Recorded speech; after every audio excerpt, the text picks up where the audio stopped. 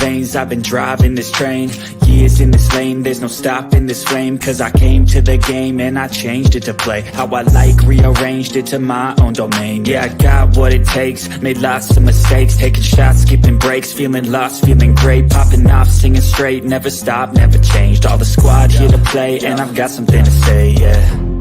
I work hard each and every day, I get lost in the words I say. I don't push pause, no I push play. I won't stop till I make a change. I withdraw on the things I make.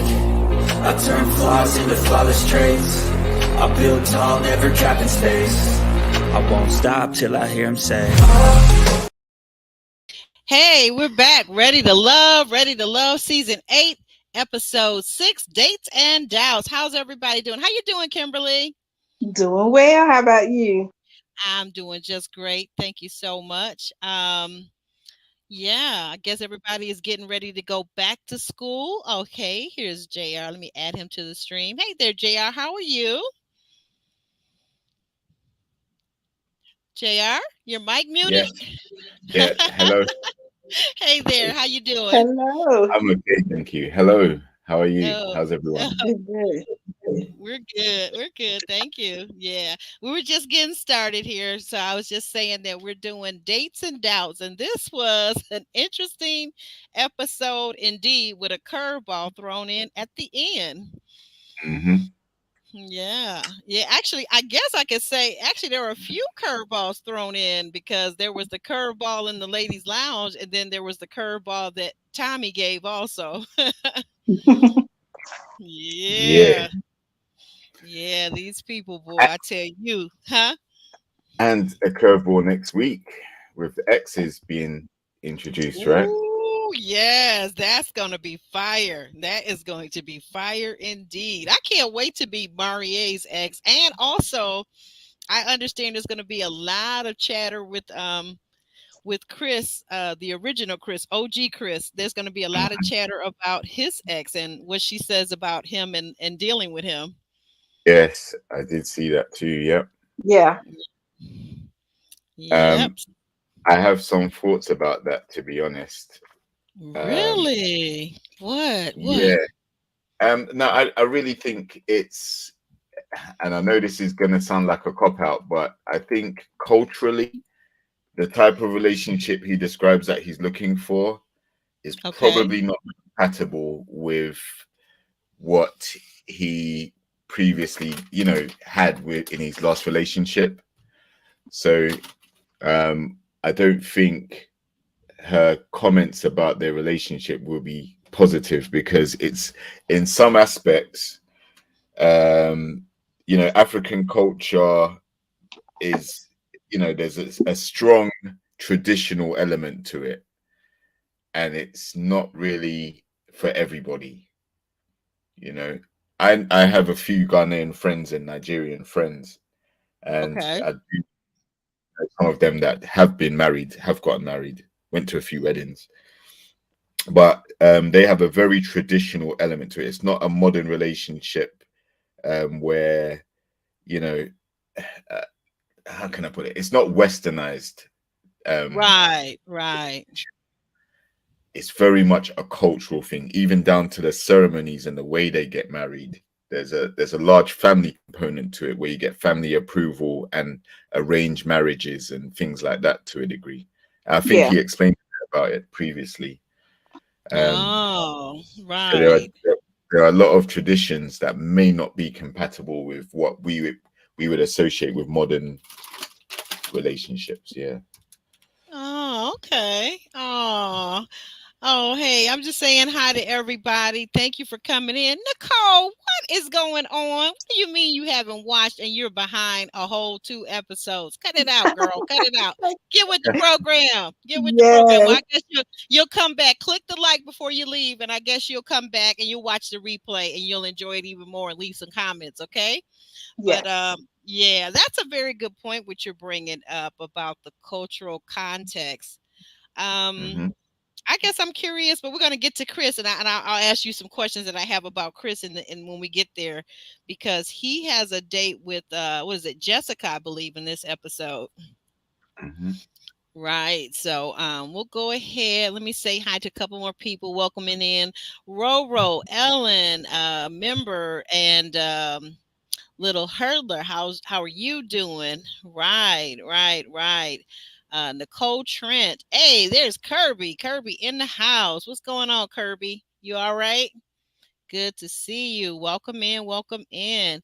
And YouTube Great Talk with Solana's channel is here tonight. Good to see you. Good to see you. Um, she says, okay, I think people should stop grouping African culture. There are different cultures. Some are very liberal, but most aren't. And then she goes on to say, he's Nigerian and Igbo. I hope I'm saying that right. By tribe, and he sounds like he's from the mainly misogynistic one. I was talking to my coworker. You know, I work with a lot of different ethnic groups, including people, the Bangladesh culture. I'm gonna tell you something. As a woman, the way I see it, I feel that throughout the world, it's a global tradition for men to be many men, not all men, many men have been brought up with misogynistic thoughts, um, and how some of them treat women based on how they've seen their father, how they've seen hip hop culture, how they've watched on TV.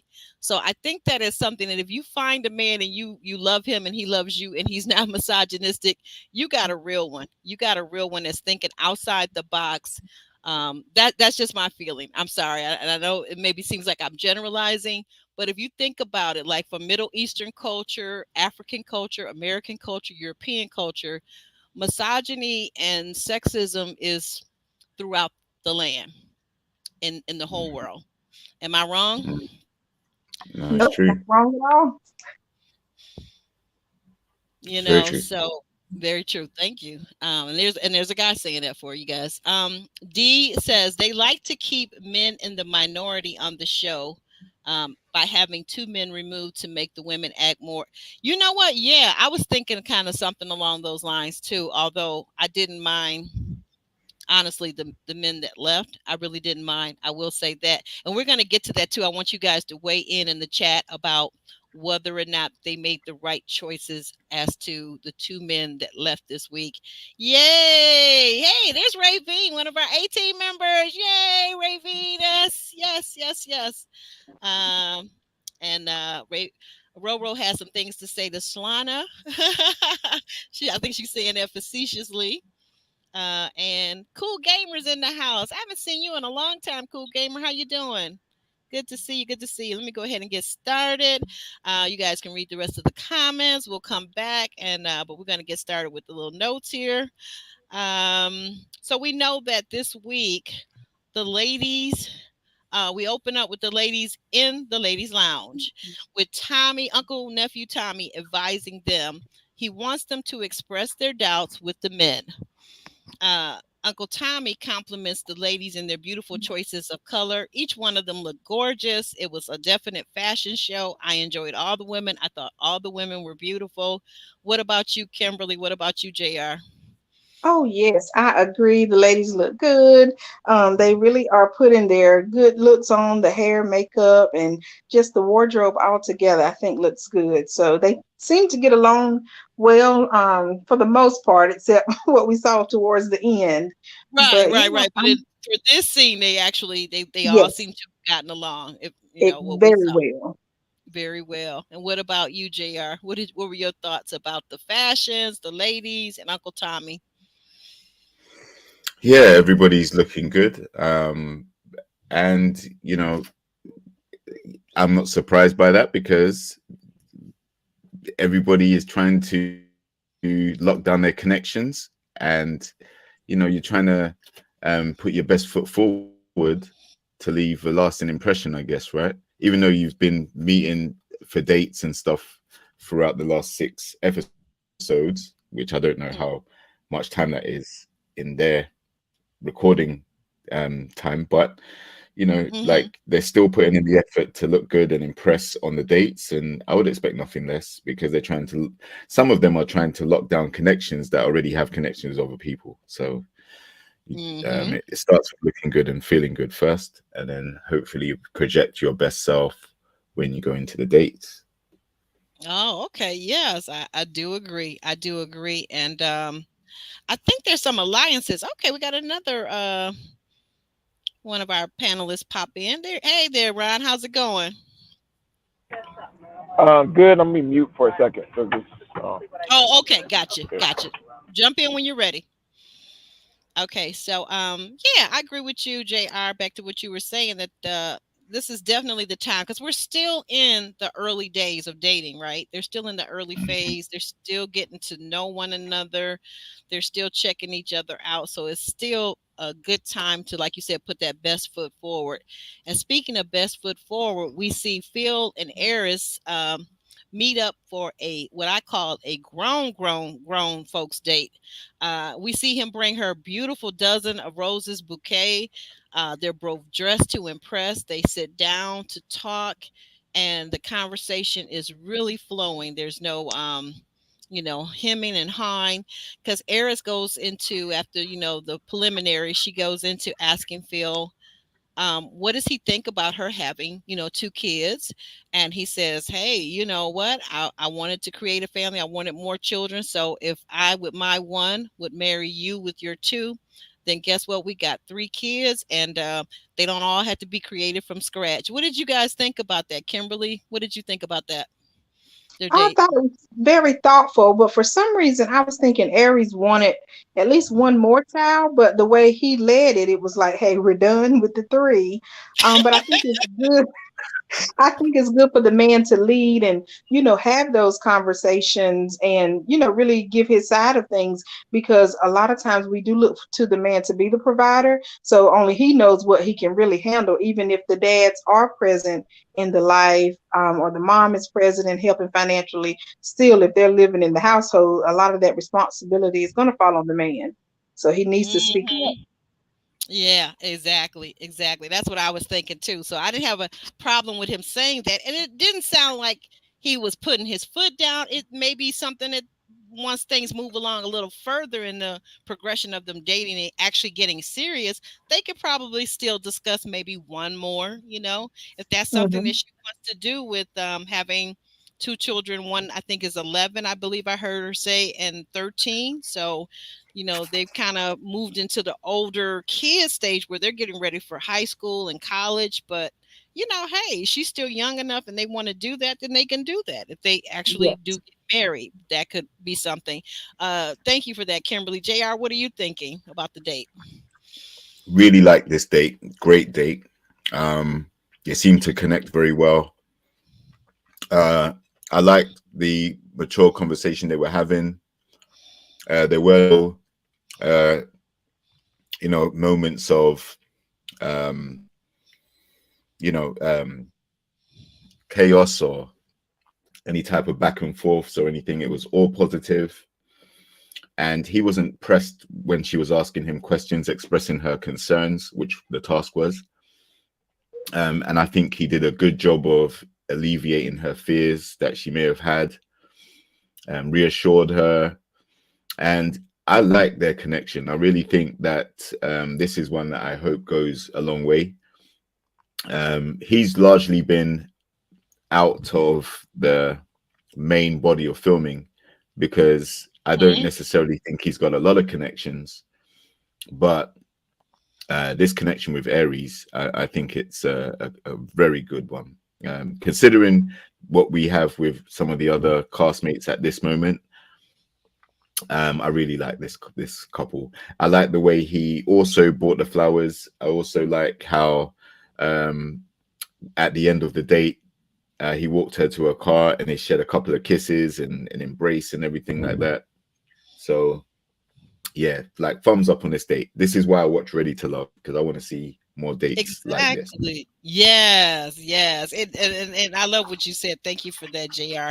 It was very, from beginning to end. I mean, the fact that he was a gentleman, walked her to her car, they kissed, they embraced, and all the while, this whole scene, I felt this was genuine. Now, if later on I'm always open to being corrected, guys, and you will correct me. You'll come into the chat, you'll come into the comment section of the video later, and you will tell me. So I'm open to correction, but I felt while watching this, and I've watched it at least 2-3 times, I felt that it was very genuine and it was very grown up. In fact, indeed, you know. Ron, if you're able to chime in, jump in, and if not, we'll come back around to you later.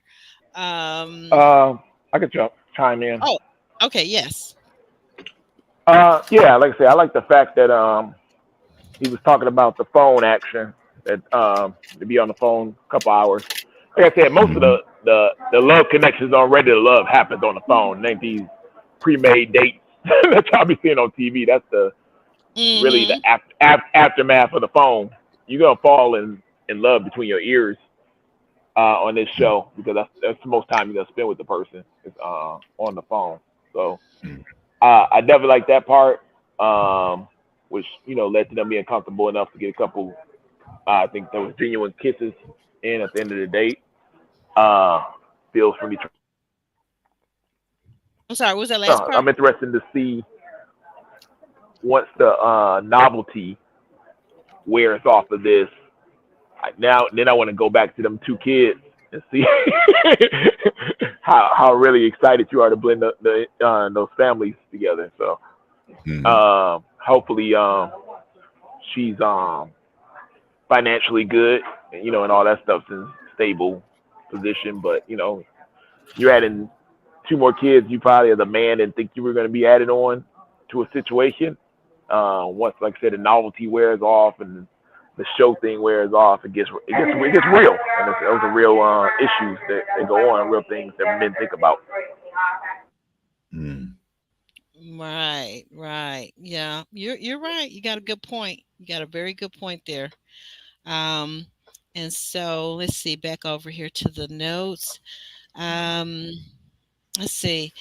And also one last thing, guys. I want to ask you guys this. Just chime in if you have any thoughts. If not, we'll move on. What did you guys think? Because this is the first time I heard that Eris has actually been divorced twice. So, I kind of thought immediately of Brandon, who had been divorced twice, although it was from the same woman, right? I didn't hear anything like that from her, so I take it was two separate men, which is kind of more common than not. Anyone have any thoughts about her being divorced twice as it Um, relates to dating? Go ahead. Mhm.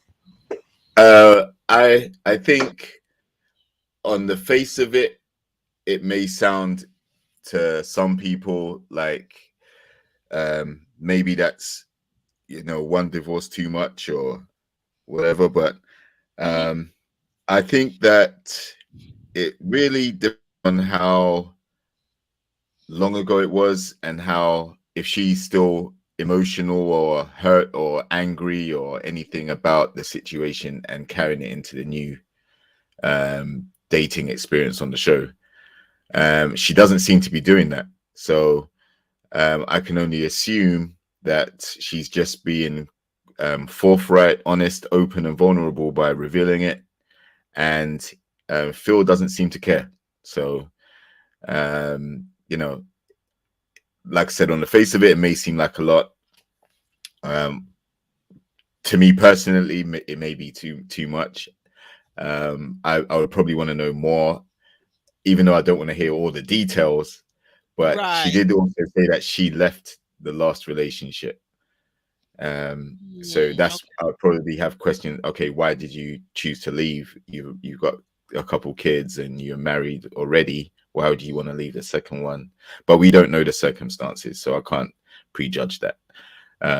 But yeah, it would be a lot. I can understand why some people would say that. And Brandon went home for the same reason. He was Right, married right, twice, right. He had been so divorced twice. Right, yeah, right, right. exactly.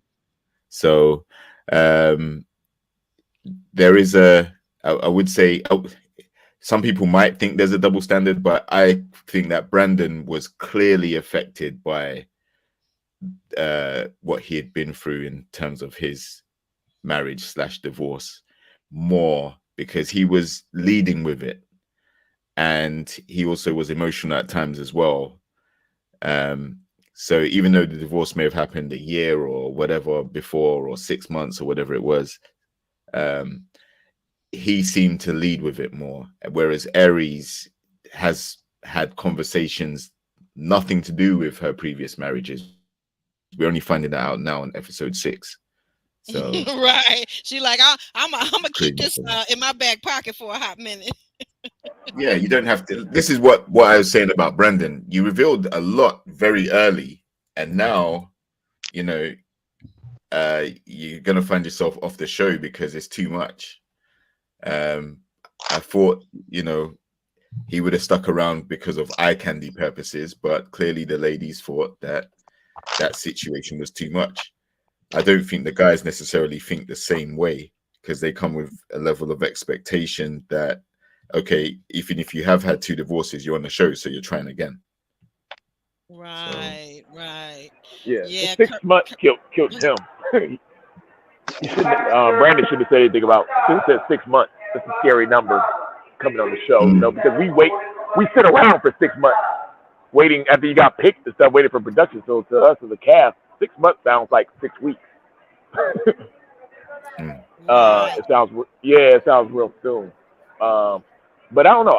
Me personally, as somebody, I got to see what the divorces was. If one of them was early, I mean, like in the 20s, maybe. But if they're being back to back, kind of, I'm gonna run on that situation, because what I do kind of know is, I know all these women think that all this one special man is the man in shining armor and stuff like that. But whatever I've known from meeting thousands and thousands of men is that we're not that much different from each other.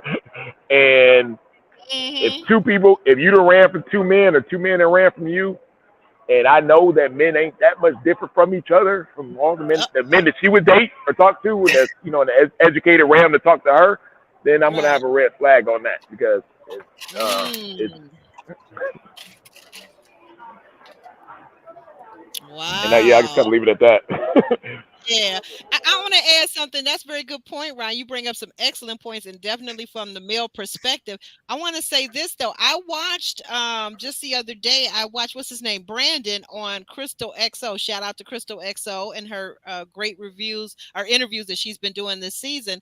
So I watched that, and you know, in the interview, it made much more sense. Of course, when he's got time to answer it and be more thoughtful, he actually had been. He and his ex-wife had been separated for over a year when they got the divorce. Divorce was only 6 months, but they hadn't been together for a year and a half. So I thought, well, you know what? If he had put it like that, I think it would have made a lot more sense to the ladies. They could have looked at, okay, maybe he has truly separated emotionally from this woman and they're just co-parenting. But because he said, oh, it's just 6 months, like, What are your thoughts, Kimberly? I agree with you all. I just always said that Brandon said too much too soon. And then I don't think it was just the 6 months. I think it was also the 4 children. That's a bit much too. I don't think it's so bad that he had been married to the same woman twice. It shows that he was kind of willing to try. But in my mind, I always think when people are divorced, you always separate for a period of time. So I would be surprised that the women missed that. But I am side-eyeing the people now because they were so quick to send him home. But now what are we going to do with Aries? You know, are the men just going to accept it when the women didn't? So I'm just looking forward to seeing how this plays out. Right. Wes has got something to say about this whole thing too. Wes says that sometimes lying is the best course of action. Oh no. Wes from Stay Tuned Reviews. He's a mess. Guys, if you haven't, you got to go over and catch Wes over at Stay Tuned Reviews. He is an excellent reviewer. He is funny as heck. And you know what he is? He just keeps you laughing the whole time. So definitely go over and check out that channel. Yes. What did Robo says? He probably did say it, and it was edited. Yeah, you know what? It very well may have been, but I guess I'm gonna have to side with the emotional intelligence of JR, basically saying that it was way too soon on the first night out at the mixer to be Hmm. giving that information away. That's what I'm gonna say. I think that if that way, if he hadn't said it, there would be nothing for them to edit. Hmm. And certainly with his I think everybody agreed that Brandon was very physically attractive, sounded articulate, seemed to be together in every sense of the word, but just the information that he gave, I think he gave it a little bit too soon. Monique King, the extraordinary Monique King, says too much way too soon. Poor Brandon. Mm. Yeah. So anyway, we digress. We're gonna move forward here. So we see Sierra and Chris 2.0 meet up for a date, and calamity immediately ensues. At dinner, Sierra says that she wants to get deeper, and then she asks him if he has any insecurities. He says that he has none. I say what? You have none? But then he proceeds to give her his resume of almost being a doctor, of being a New York model. And then she turns to him and she says, I like Birkin bags that cost $50,000. And then Chris, he is not with it and says, what will she do if he doesn't buy her this $50,000 bag? You guys take it from me because I can't with these two. Both of them are a mess. Mm. Yeah. Come on, JR. I know you got some thoughts about this situation because this just seems silly to me. Well, yeah, I think he clearly does have insecurities, and it's obviously about spending that type of money on a woman, right? And don't fault her Well, for well, I can't say. expressing. Excuse me, one Yeah, one half split second. I can't say I blame him. There is no way $50,000 on a stupid handbag when you can buy a whole car or put toward a college education or put down on a house. I'm with him on that. But go ahead, go ahead. no, I agree with you. That's exactly what I would have that concern too. Like, I'll be like, why are you dropping that on our first date? That you want a 50K bag? That's crazy. But Right. what I'm trying to say is he was all Yes. he had himself together up until that point, and then that turned out to be a sore spot for him. Um, and then I think I gave her a bit of grace because she's from the fashion world. She's a fashion designer and things like that. So maybe a Birkin bag is something that she Uh, is accustomed to having. uh, So that automatically puts them at a place where they're not going to be aligned. They're not going to be a good match because if she wants to be lavished in that way, I'm not saying she did say that, but for her to drop that comment, it may have been a joke, but I think there was an element of truth to that joke as well. She I probably do was too. fishing to see if he was the type of guy that would say, "Yeah, don't worry, I can get you a Birkin," but he clearly isn't. And then when we go to what his response was, I can understand why he made those comments as well.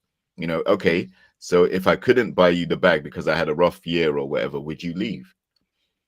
And she didn't like that type of questioning, right? Because it made her seem like she's materialistic or she's a gold digger and she's out as soon as the money's dry or whatever. But um, you know, this date fell apart very quickly after that interaction. Yeah, it absolutely did. I like what I think I really have to agree that she may have been joking, but she came off as materialistic. Absolutely, Kirby. That's what I got out of it. And then when push came to shove, she says, "Well, I can buy my own bag, and I got my own bag, and I got my own money." But then why are you bringing it up on this date? And then I guess my question is too: aren't we supposed to be learning about each other? Like, aren't we Hmm. supposed to be talking about our doubts? So, is your Hmm. biggest doubt in life whether a person can afford to buy you a material good that you claim to be able to afford yourself? So, why are we talking Hmm. about that? Why aren't we talking about something more substantive than a fifty thousand Exactly. dollar bag? Because to me, maybe it's where I said I got old fogey, old fashioned ways, but that's just bull crap. That's just bull crap. I mean, like if I'm a high class call girl and that's what I want to talk about, or if I'm somebody's sugar baby, and that's what I want to talk about. But I thought we were talking about actually building a relationship. Mm-hmm. Mm-hmm. So I don't know, Ron. What are your thoughts about these $50,000 bags? I know you probably have bought several $50,000 bags in your day. Nah, no bag, not really a bag. Period. Like he was looking at her like, what in the world? He got triggered because any guy would have got triggered because they're like, this girl got to be delusional off the Exactly. fact that the people who get bags, expensive bags, the women for men, look way better. I'm just gonna keep it real. I was thinking They that look too. way better. So like he's looking like how nerve you have, or B, they got together with the guy and they helped build it with him. So therefore, you're 10 years, 5 years and stuff. Now you can have whatever you want, boo. You know what I mean? You done help build this up with me and stuff like that. But Right. if she wants a bag from a man, I'm gonna be perfectly honest with her. That man ain't gonna look like Chris. No. That man gonna be 5'6" with a chubby gut and older and all. He ain't gonna look like this. Guys like this don't buy you bags, girl. You damn near need to buy him a bag. Right. What you think? You understand market value? You're looking across the table at Chris, and then Chris is looking back across the table at you. And I'm not trying to throw any kind of shade on either of them, but I mean clearly, look at him, look at her, okay? And then in this marketplace that we are now in now as women, when there are 10, 15 women to every man, really, I'm sorry, that's just not. Are you looking for marriage? Or are you just looking for a come up? Because if you're looking for a come up, Chris clearly isn't with it, right? Yeah. And then I hate it when they do that move where, oh no, now all of a sudden, oh, I can buy my own. No, that's that dry bag move like that women do when I can get my own steak and dinner and this. I can eat at this place, but then do it. Like don't tell me about it. Like, yeah, I don't want that old move that you have to do. Like, don't even bring it up if you ain't going. If that ain't what you. We know you don't want to buy your own purse. We know you don't want to. Yeah, you want somebody else to do it. By yourself all the time either. You might be able to afford that steak dinner, but you don't want to be at dinner all the time. You want just because you can afford it don't mean you want to do it. I mean, I can afford a lot of things I don't do on a daily basis because I don't want to pay for them on a daily basis. This is real. It is what it is. So, so don't bring that up unless you're ready to trigger. And that's a trigger for me. I would have got off of that table as soon as she said that. I can get my own. And then you talking about $50,000 purses. Trust me. And then they try to do that double standard, like the women are making all this money over the men. And yeah, maybe if you add in like the Pookie and Ray Rays and this, but if you Ready to Love is a picked cast. And I'll be perfectly honest with you. If you took the males, and I know a lot of I ain't in everybody's pocket, but I know what people make and things of that nature. But if you took the males on all the cast and added their income up compared to the females and all the cast, the men are killing them by millions. What? In this show. Oh yes. Oh yes. Oh yes. Okay. So don't come on acting like the men are broke and don't ready to. No, it ain't. That ain't the case. That ain't the case. We got some baller dudes that's been on this show compared to these women that with these CEO titles and all this stuff, but that bread don't be following that stuff. So it ain't that. Oh, you can buy your own Birkin and nobody else can do nothing. Nah. No, the men been killing income wise on the show, and here's the reason why. Because the men cannot use Ready to Love as an income come up like women can because the show is 90% women audience. So if you're a woman coming on the show, you're not thinking of love right away first. These women are not on here for love as their first thought. They're on here to market something to get some money, make some little money. The men can't use it for that. So they over here, we on here to look cool maybe, you know, man, first and this and that. But we got to have our own money. Women could come over here and say, okay, I can kind of get on from this show because 90% audience, new people on my Facebook, new people to sell this to or this to and use it as a little come up for that. But nah, the men can't do that. The men going to be selling to 90% women in the type of trades that we're in. It doesn't work. So the men got to come already with a little money in our pocket. The women can try to make it on the show. Right. So yeah, so these women ain't coming on here rich. You wouldn't be here. Don't tell Simone that. Don't tell your girl Simone that. What Simone no about? shit. Go ahead. I said, no, they're not. I mean, I'm just saying, I'm not saying they broke or Right. anything else like that, but yeah, niggas not.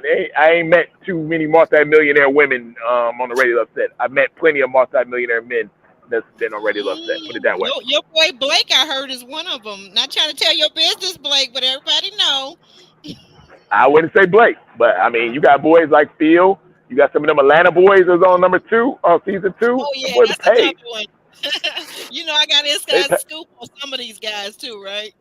Oh yeah, some of the guys you would least suspect, but they got it. Shit, No, your boy Zoe got it. Zoe? Oh yeah. I heard about Zoe. Yep. But Um, one of the and, reasons why we didn't get any interviews from certain people was because of their high level of their business. I understand that. Oh yeah, someone got it.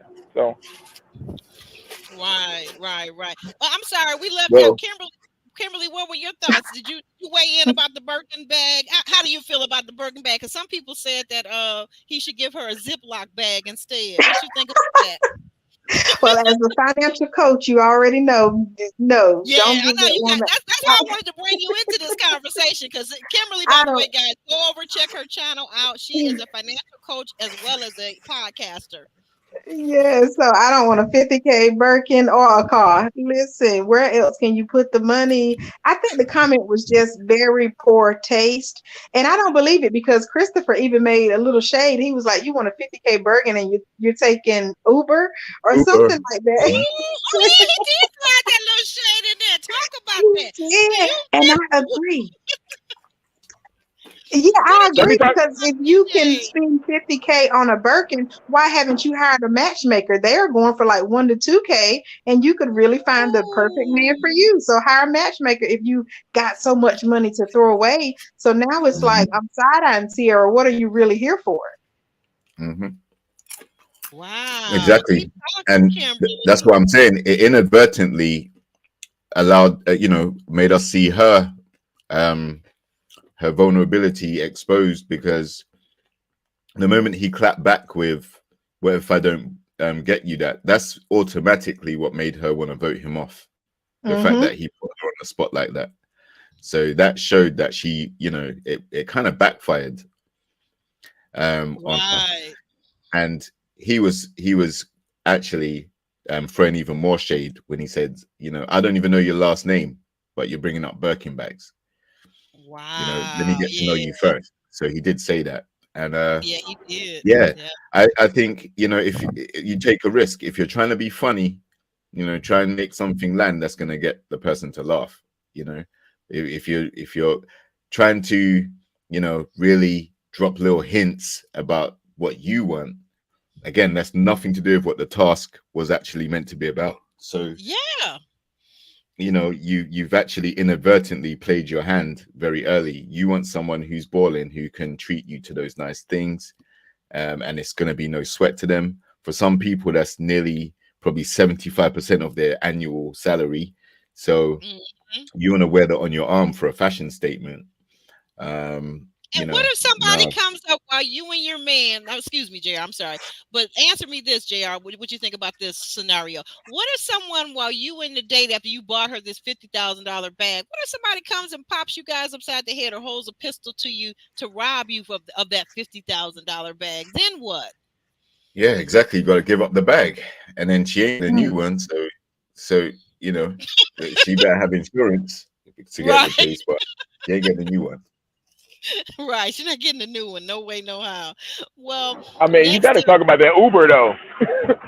Yeah, I was gonna say, why not get a car? Here's the thing. The Uber, because I know the protocol. What we do is we do this thing called the pull-up on your date. And the only reason why you take an Uber and you don't do a pull-up is because that car dusty. That's the only reason. Because the producers want you to do the pull-up move with the slow motion at your own ride. But if you don't got the wheels ain't right, you ain't gonna do no pull up. What's the nurse girl? I bet you're gonna be seeing her pull up in that little Mercedes a bunch of times. They're gonna show her getting out the car. You ain't well, you don't got no pull up game. But that should be like, well, just take an Uber then. We could make like you rolled up. Oh, that's the trick of that one. Okay. Yeah, so that was why a lot of these women are you hear him Uber all the time and pull up in the Uber because you don't got no pull up game on the camera don't want to see you get out of that uh Chevy Spoke whatever it is like so you can Uber there to the date. Usually how that works. Right. So yeah, can't do that. But like I said, I believe that she got a nice Chanel purse that she bought. These women are out here are spending money like water, and that's why it's going to be very interesting to see how their bank accounts going to be looking when they're in the 50s and 60s. I almost want to grow old just to kind of see some of these women Yeah. and Yeah. how they're going to maintain, especially if they don't get married. Because I'm in Chicago Right. right now, getting home from Chicago. I saw Okay. it just like I see it in Houston. I see it just like I see it in Dallas. The people Mm. who are spending the most money Oh out yeah, of on that Miracle anybody Mile. is Oh, that black Miracle women. Mile. Oh man, people buying all kinds of stuff. You got every designer shop you want to have. I always call Chicago the New York of the Midwest. I love Chicago. Oh yeah, it is. But I'm just saying, I'm seeing black women spending money like water, and I know it's just the internet thing of you seeing something on the internet, you thinking that you can Insta have it because that's yeah, Instagram. Instagram. Yeah. Oh, everybody can have it. No, everybody can't have it. In Cannot order have it. to Yeah. afford a $50,000 purse, you really need to be making have upwards of $6 to $10 million in the bank to spend $50,000 on one person. They don't understand. I have a Wow. finance degree, University of Michigan. They don't Right. understand real finance. So Right. yeah, they're spending it like water. And like I said, you better have something for rainy day because if Right. What it happens takes a if you lot of. lose your job tomorrow? What happens if you wake up? I woke up one morning and I couldn't barely get out of bed. And this thing was thank God I was healed, right? Through physical therapy, working out, whatever. But you can wake up one morning and that's not just like I'm I know I'm an older woman, I'm mature, I'm middle aged, but you can wake up anybody. I've had younger friends that are in their 30s that woke up one morning and everything had changed. Okay, so like you said, I was thinking exactly that what you said with your finance degree. How much money do you have to earn to be comfortable investing $50,000 in a handbag? Like really? Big And then time money. you're not just gonna get one. NBA Are Yeah. contract. you, Yeah. There you go. There you go, Jay. I'll say that again so everybody can hear it. NBA contract money. Yeah. NBA contract. There you go. Or But you NFL or on one of Instagram, those. you see J Lo with it, and you're like, oh, we all supposed to have this. We're all supposed to get this Mm-mm. handsome man like Chris in front of us, and he's supposed to buy us that because that's what we see on the gram. Girl, get out of delusional world. That ain't your world. Can't everybody have everything? I was telling everybody that some people need to get down to reality and stay in their lane and get it together because this is becoming a habit and it Ooh, is taking down our whole culture is taking down not just one person. It ain't a Sierra problem. This ain't a this is a cultural problem that's destroying us. yeah, yeah, I think so.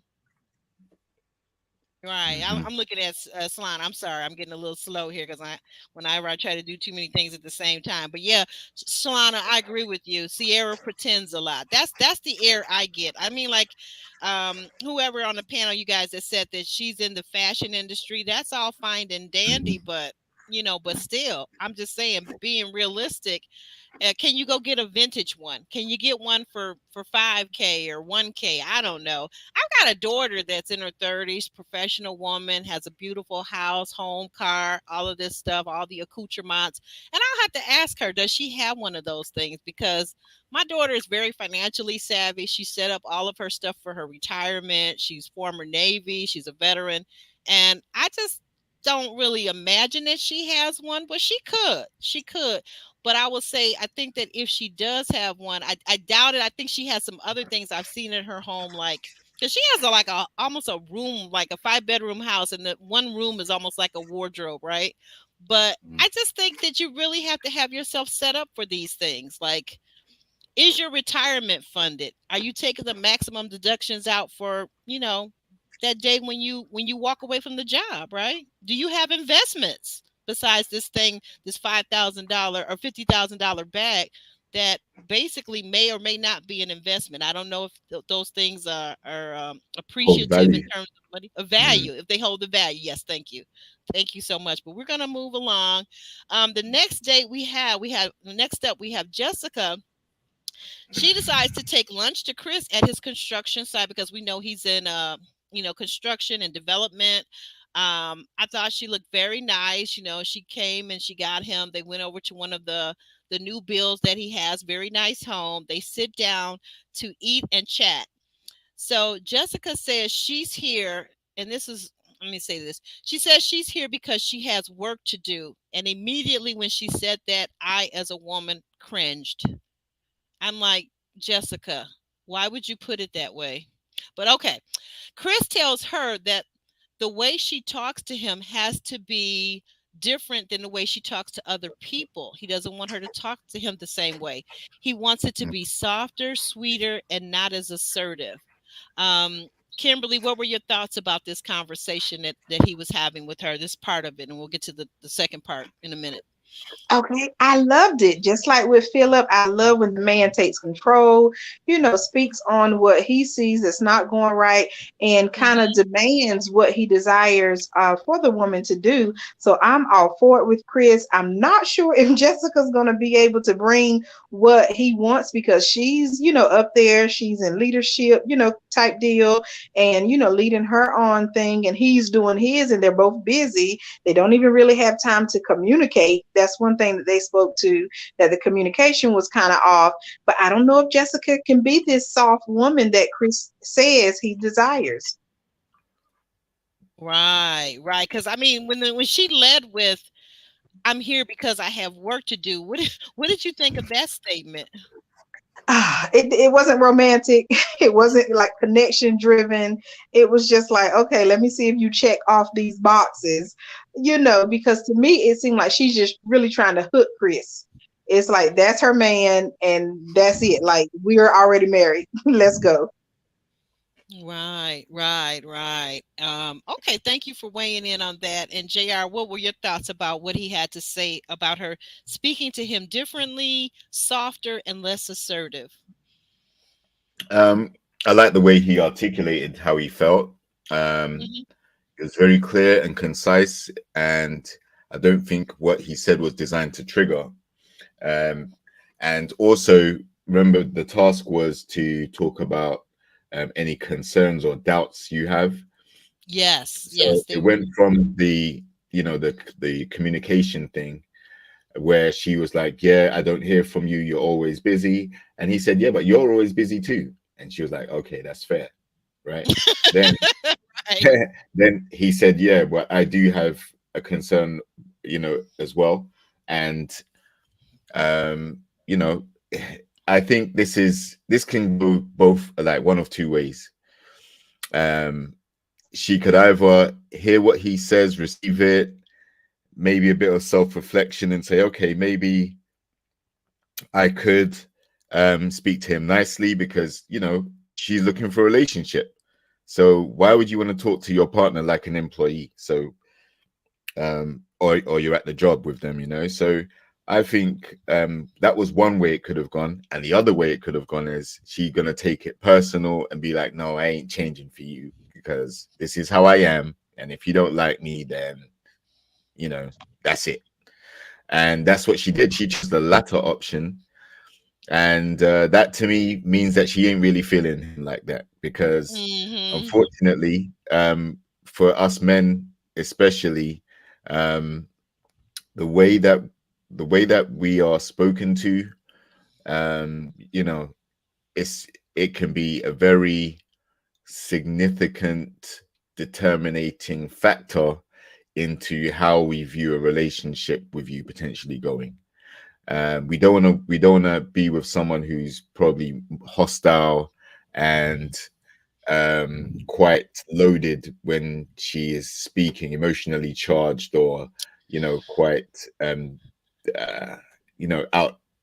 I won't say outspoken. I'd say very assertive and direct in the words that he used, because it can feel like we're being put on the spot or interrogated, or it's Mm. a challenging energy. and we don't Mhm. necessarily want to deal with all of that, to be honest. Right, right, right. And can I ask you a question? Is that because I'm curious, really, and this is an honest question coming from a black woman who's a black mom of a son and a daughter. Um, Hmm. is that because at all because anything from childhood that when you're spoken to us by a woman with a certain tone, um, why is that exactly? I really want to understand. Okay, so I think it's more to do with the fact that there's probably a notion that when you get together in a relationship or you're dating someone that you actually like, then it flows smoothly. Hmm. You have those softer moments where you're laughing, joking, the conversations are very relaxed. Whereas Hmm. if you're speaking to and interacting with someone who isn't particularly feeling you, they're going to give you more of a hostile energy. So that's Uh, why I think if he's called her out on that so early and in a way which was quite polite, and she mm-hmm. still took offense to it, Yeah. then I feel like, despite her coming to his workplace, bringing him lunch, which was a nice gesture and everything, um, all he did was, and there are some ladies who you can't even ask to smile, and Yeah. because Yep. they take that personally, and she may have seen it like in that context as well. You're asking me to change my mood. You don't know what I've been through that day, and blah blah blah. And for him, he may be thinking, yeah, but I'm not at work with you. You're at home now. Who are you at home? Why are you bringing your home um, work mentality? Sorry, why are you bringing your work mentality back into the home? And you're so emotionally charged that I can't relax and be with you in the way that I want to. So all you have to do is soften the way you speak to me, and I would Mm-hmm. appreciate that a lot more. You know. Mm-hmm. And ladies, if you ready to love, ladies are watching this right now, I'm speaking to you. I'm speaking directly to you. Run over to Janice Hilton's YouTube channel and listen to her. She was able to snag a good man, had a child already, but she was able to snag a good man, all of the accoutrements, the provider, the protector, and the professor of his love to her and his love of Jesus Christ. Go over there, check out her channel. And she talks about how the one thing that her husband said to her early on was this very thing, to be Yeah. careful of her tone. Kimberly, you want to expound on that just a little bit, and then we'll go over to Ron. Oh yeah, we love Janice Hilton so much because, like Yes, you said, I believe she was in her 30s or early 30s when she got married, and she already yes, had a child, maybe teenage years, and she was very stern with how she had to soften her tone, and she just learned how to speak to a man, but still get her point of view out as well, but also submit to him. Which is what he needed. But yeah, they are living it up, 10 years married now and doing well. yeah. Ooh, got the 10 years in, girl. That's the Right. benefit years. I'm sorry, my mind. No, but no, they are happily married. They're happily married, have another child together. He's fully supportive of her daughter that she brought into the marriage, and they have a great marriage. And like I said, it seems maybe impossible, but like I tell my one girlfriend, all you need is one good guy. You dating all these different guys, but all you really need is one good guy. To do that, you have to be intentional as well as you have to look and see the man that you're across from, is he intentional and what are his plans, and do you guys align? That's the thing, you know Mhm. but yeah, but how you speak to men is very important. Ron, can you expand on that? Did you have any feelings or thoughts about what Chris said to Jessica on the date about he likes for his woman if she would speak to him softer and less assertive, that's because that's the way he's going to speak to her. Yeah, I think it was a problem within her. Like we know who the bossy women on the show is of the cast, and Right. who's on that at that type of atmosphere. And I think he was trying to help her out, say coming out, but she's not going to be able to switch it on and off that easily. Like Mm-hmm. my sister had that problem, and she still deals Mm-hmm. with it daily with her her boyfriend that they're probably going to get married. But she says it's still a struggle daily Mm-hmm. to check myself and get into that more feminine, more less Mm-hmm. masculine vibe. But I don't understand it because I'm looking at this woman like, okay, you're strong, you're independent, we get it, but how is that going to translate to dating? Like a guy that looks like Chris is not going to take that. So who's going to take it? Like not on this cast, who's going to Mhm. invite that type of energy in? Mhm. Right. Yeah, like what are you looking for? You looking for a broke dude? This is gonna say I want a mama, or I want to take the docile role and let you handle everything, and I'll just be quiet in the background. Do you want to? What kind of man are you wanting? Is what I don't understand because you thinking that you're gonna get this ferocious leader, independent guy. Because the problem with these women is I've seen this. They're usually the softest ones. Oh, once you get past that force field, oh, they cooking, Hmm. doing everything. It's the thing. What? They, oh yeah, they're the softest one. They're more softer than the submissive women that say they're submissive on front. Once you get one of them ones, them independent, strong, independent women, once you break that down, it ain't nothing but cotton candy under that, and they know Oh that. my So that goodness. It's Okay, if true. you That is say true. so. Some yeah, of they them. Right. know that. So they're protecting it, and they know that what's under there. But the problem is the men are saying, "I'm tired. I'm 40 now. I don't feel like breaking down that thing for you in order to get to that. So I'm gonna leave Mhm. before then." And that's the problem that's happening. They're like, "Oh, just come break it down and get the good. You know the good is here."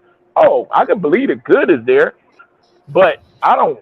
I got too many options. I don't want to break that down, and they're losing a lot of Right. good men before they even get to to be able to show what they do best. And like I said, a lot of that stuff is a defense mechanism for how good of a woman, how good they take care of their men once it's all broken down.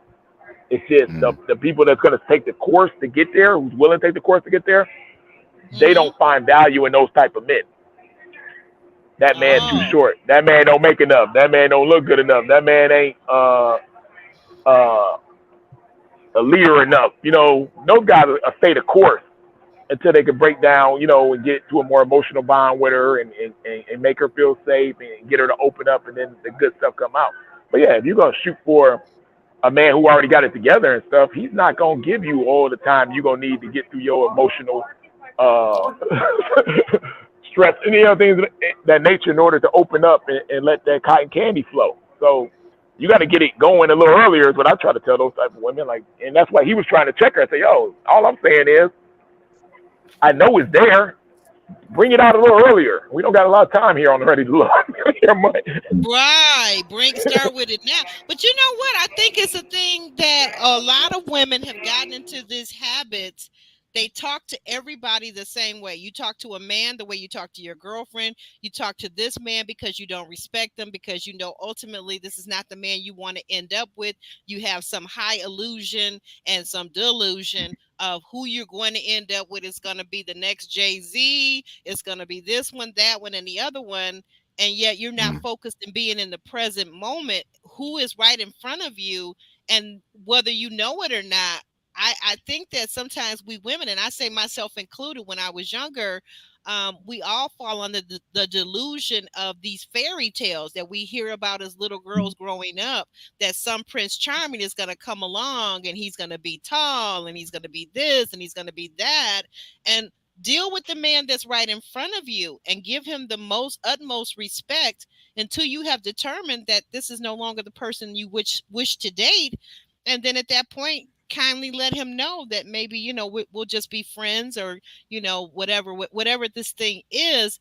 But don't keep wasting your time, his time, and you're not developing in your dating skills. And everybody, this whole thing about authenticity, everybody wants to be their authentic self, no matter how rude, no matter how outspoken, no matter how ill timing or how bad your jokes are. That's just really not going to work. It's not going to work. It works Yeah. for the women. If you're trying to press women on the show, which is the audience, like I said, most of the audience, 90% women, then they want to see a strong, assertive, I don't find independent, it sassy woman. interesting, Ron. I'm sorry, I'm not buying it. I don't find it interesting. I don't find it delightful. Like Jr. and I were just talking about just a moment ago, and I think you came in during the moment we were talking about with the date with who was it, Phil and Eris, right? That's a real date. That's two people willing to compromise, willing to have respect, that are showing respect for one another from what we can see on that date. I don't want to Hmm. see all of these dates with women like what's her name? Kira, rolling her eyes at every date, Hmm. being rude, telling somebody you look like the guy that dates white women. Like I don't want to see that. Hmm. No, I'm a woman, Yeah. and trust me, it's not entertaining at all. Mhm. You're a healed woman, but most of the women are find it relatable, and This they is like, true. okay, yeah, they roll with that. They like that. And trust me, production know what they're doing. They This is it's very predictable, and they bring it out there all the time. So yeah, she's trying. Women gonna like that, but I'm with you. If you're looking for a man, it's the wrong approach to go about, because Yeah. men are just not they're not taking it no more. And like They're I said, a lot of times I don't know if she got kids. I remember on my season, and I love her to death. My favorite person on my whole cast, not. probably male or female, is The Stacy. But oh, Stacey But B. Yeah. Okay. yeah, but Stacey B is bossy. We all know that. And even on Yeah. the show, I even had to say, like, you know what I mean? Like, I ain't one of the kids. I know you got 3 kids you took care of as a strong woman by yourself, but don't be talking to me like one of them. Like, Right. And that is I pay another thing. mortgage. I got. Yeah, that is another thing. I think that as Black women, sometimes we that come out of being single parents, we have a way that we've gotten accustomed to, maybe even speaking to our son a certain way, and then this man comes along and we're talking to him the exact same way, and a real man will rise up and say, not, and I don't mean physically, but they will let you know, like Chris let her know, like, I don't want you to talk to me the way you talk to everybody else. And I really got what he was saying. I appreciated his tone. He wasn't aggressive. He was just plain spoken, and he let her know. And then what I really love that he added to it is that, speak to me in a soft, kind way, because I'm going to speak to you in that exact same way. And most of exactly us women want a man to talk to us with respect. So why right. wouldn't we? Why wouldn't we expect that they would want to be respected back? I don't get it. Right. And I didn't actually get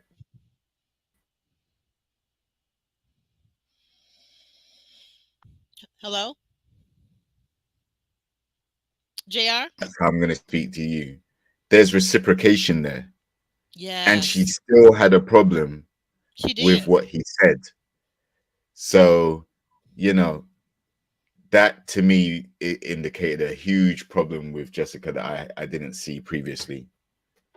Yeah, yeah. Um, but I also think that she needs to be mindful, because if she decides to stick with what she said, which was, well, I'm going to carry on, basically talking how I talk and whatnot. Yeah, you can do Mhm. that, but there may be other connections in the cast where he actually does have someone speaking to him more politely, and then he's going to make a choice, and you're the one that's going to get the kick. You're going to get the boot.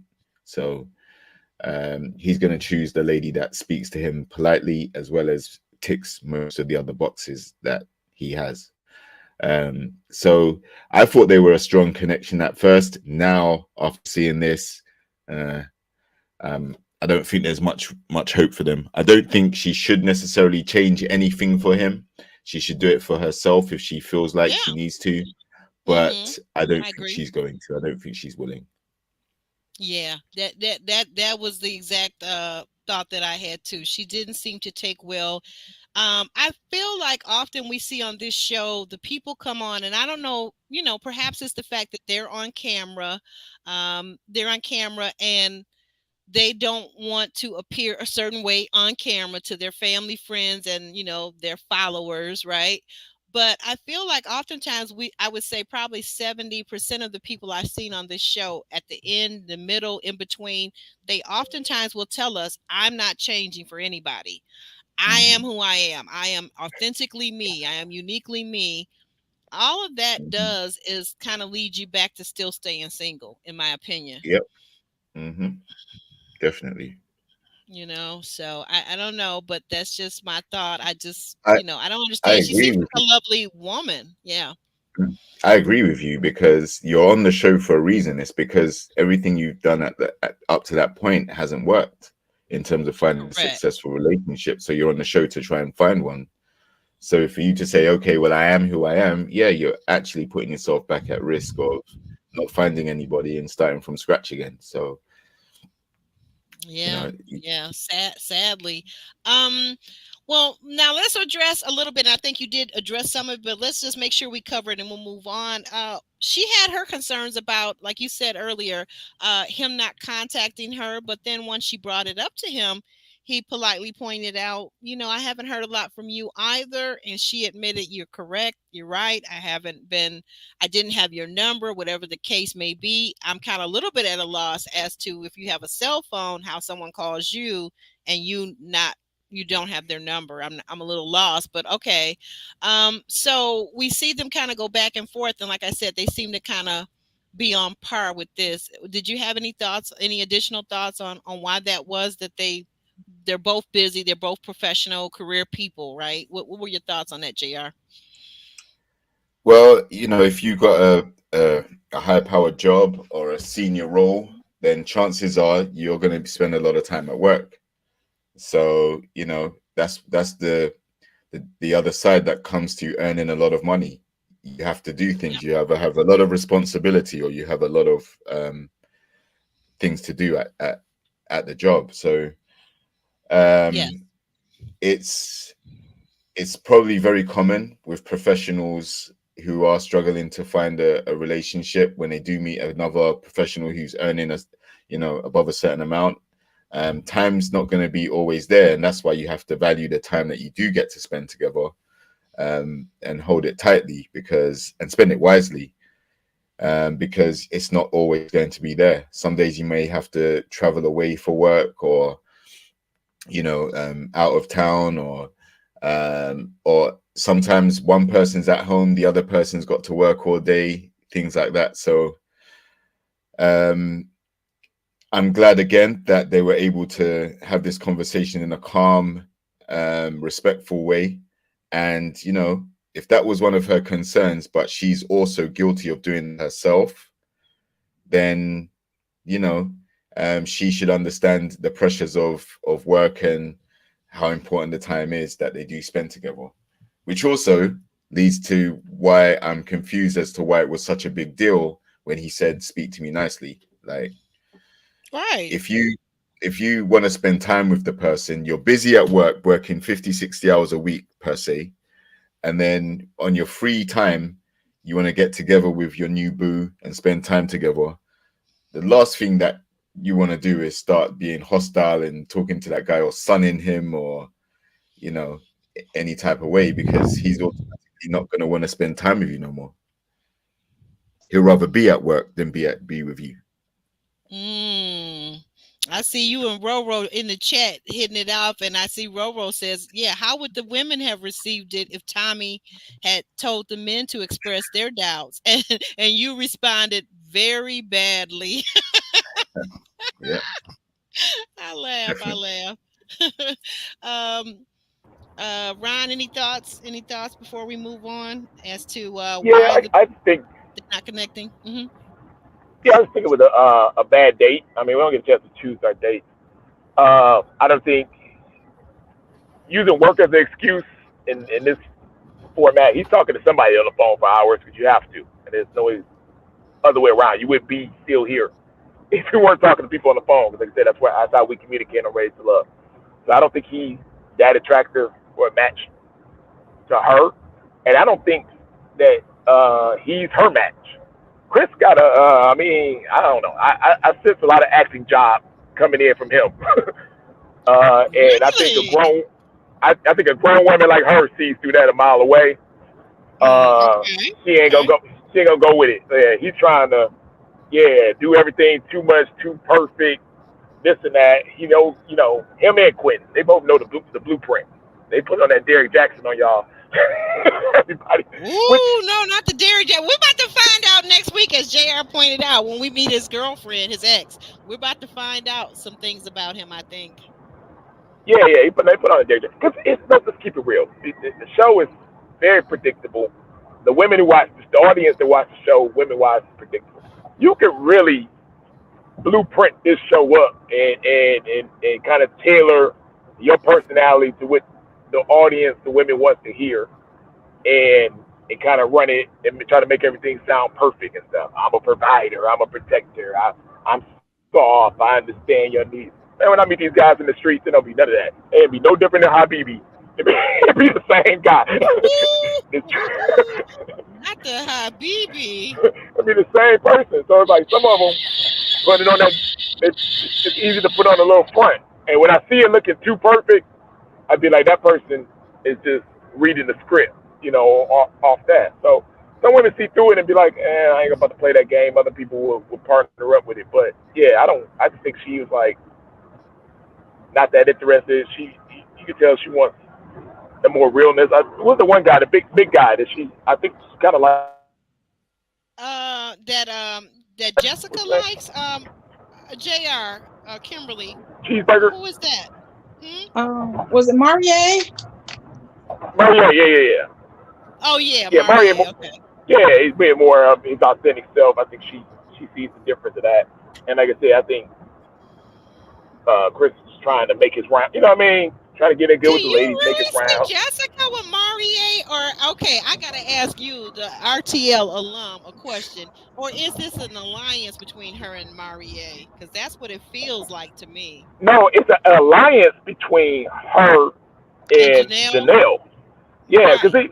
it happened to me when I was on the cast. Like I said, I didn't know because I was naive. So Right. I'm talking to Chrysanthemum. Stacy is cheerleading me in the chats with the women to everybody else. Even though I'm like, I have no interest. I can't have any interest in Stacy if they're friends. I'm dating Chrysanthemum. But she's Right. like, no, you don't get it. It's alliance. You supposed to cheerlead me up too through the back so we all can stay together. I see what you're saying. She was cheerleading you to the women's side in the women's lounge, the ladies' lounge, and you were supposed to be doing the same for her in the gentleman's lounge, Yeah, right? but I didn't know. I'm thinking like, why would you cheerlead me, Stacey? When I'm talking to your friend, we're not talking like that. But Oh, you didn't get it. I'm You not were getting the naive. game aspect You of it. were naive. You Yeah, were just a babe back then. yeah. So I didn't know I didn't study before I got on the show. I don't know the game, so and they're looking at me like I'm crazy, and I'm like, damn, you're right. I messed that one up. And I was like, I damn sure wasn't cheerleading nobody that I wasn't in my top three. Right. You have to build these uh, alliances, but that's what I'm saying about Jessica and Marie. Jessica, do you think she really wants Marie? I I think mean, that's her biggest connection.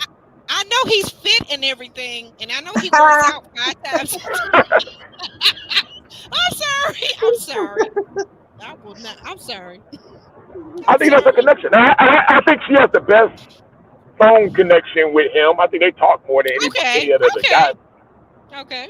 by far. And I think he likes her. I mean, you got to go. These women got to learn how to go with who likes them. I don't know what's wrong with That's them. what my mama used to always say. Love who love you. That's what my mama taught me. Yeah. So and Janelle know the game hard. She got this thing inside and out. She's telling her, yeah, we got to keep him on because he gonna keep your vote up, and keep you here. And she want her Mm, best friend to be with her the whole step of the way. So they playing their little alliance game. It's a game. okay. And Okay. Chris ain't involved in that game, so yeah, there ain't no interest there. Right. He ain't part you of that got alliance. you got my boy out here in the chat. He says he talking to you, Ryan. He said he said this is the Survivors dating edition. Oh, it is. It is what it is. It's a part of that Right. aspect of the show. You know what I mean? So Right. anytime you have elimination, you have that component to any show that has an elimination. It is what it is. Exactly. That's right. Yeah. And Roro, you're right too. Exactly. Cheerleading like Blake and Advocate Sue. That's right. That's right. That's what they did. They aligned and they advocated for one another, right? Um, Mhm. okay, guys, we're gonna move forward. The next up, we got Marvin and Katrina meet up. He brings her also another floral bouquet. So the guys are on point with the flowers. I love that. I love seeing that the men are being gentlemen. They are trying to woo these ladies to a certain degree. I'm sorry, I mispronounced her name. Katerina. Katerina says that she has learned some things and she feels like they do not line up with what Marvin is telling her. And so she asked Marvin, for example, with his lifestyle, if he can be monogamous. Um, and she doesn't quite believe him. I mean, I don't think we need to really dwell on this date for too long. She doesn't quite believe him. Uh, you guys, what are your thoughts? Kimberly, what are your thoughts about this? I don't believe him either. I'm not sold, but I also think that Katarina is not physically attracted to Marvin either. But like you said, Ooh. the flowers was a nice gesture, but I just cannot see how this dominatrix man is gonna just, be with one woman for the rest of his life with that much like excitement and I guess the desire for the excitement in him. Like, how are you just gonna cut this off and 100% stick with one woman? But we're going to see more when the X comes in, so that's going to be a good. Yeah, that's true. That's true. That is so true. Yes. JR, what are your thoughts about Katarina and Marvin? I think she raised a great question for him because what he claims to be looking for, a monogamous relationship, is not compatible with the lifestyle that he keeps leading with all the ladies. So therefore, it's a legit question, and you could tell he was sweating. And he Yeah. said, "Yeah, Yeah. of course I am. Like I wouldn't be here otherwise." Well, you Mhm. are on the show, but what you've been talking about is dungeons and various fetishes, helping ladies to reach certain points in their life and stuff, and Thank you. yeah, exactly. Erotic novelists and all types of stuff. So yeah, like she basically was not in a hostile way, but she asked a legit question to call him out and fess up. Like, you here to find similar minded people, or are you actually here to find a traditional relationship? I tend to think that he wants this alternative lifestyle because that's what he speaks about the most. I've hardly ever seen him speak about, I want one woman, this is Mm, what I want to do, I'm feeling this right. lady, this, that, the other. No, he just keeps talking about all these different things and implements and dungeons and stuff. So, yeah, like that date sank like a lead balloon. It went down. Um, and she was right not to believe him because he hasn't given us any indication, and probably her either, who's in close quarters with him filming for hours at a time. She's heard some of the chat Mm. from the other ladies as well, about Oh, what he's been right. saying That's to them. right. So Yeah. Good point.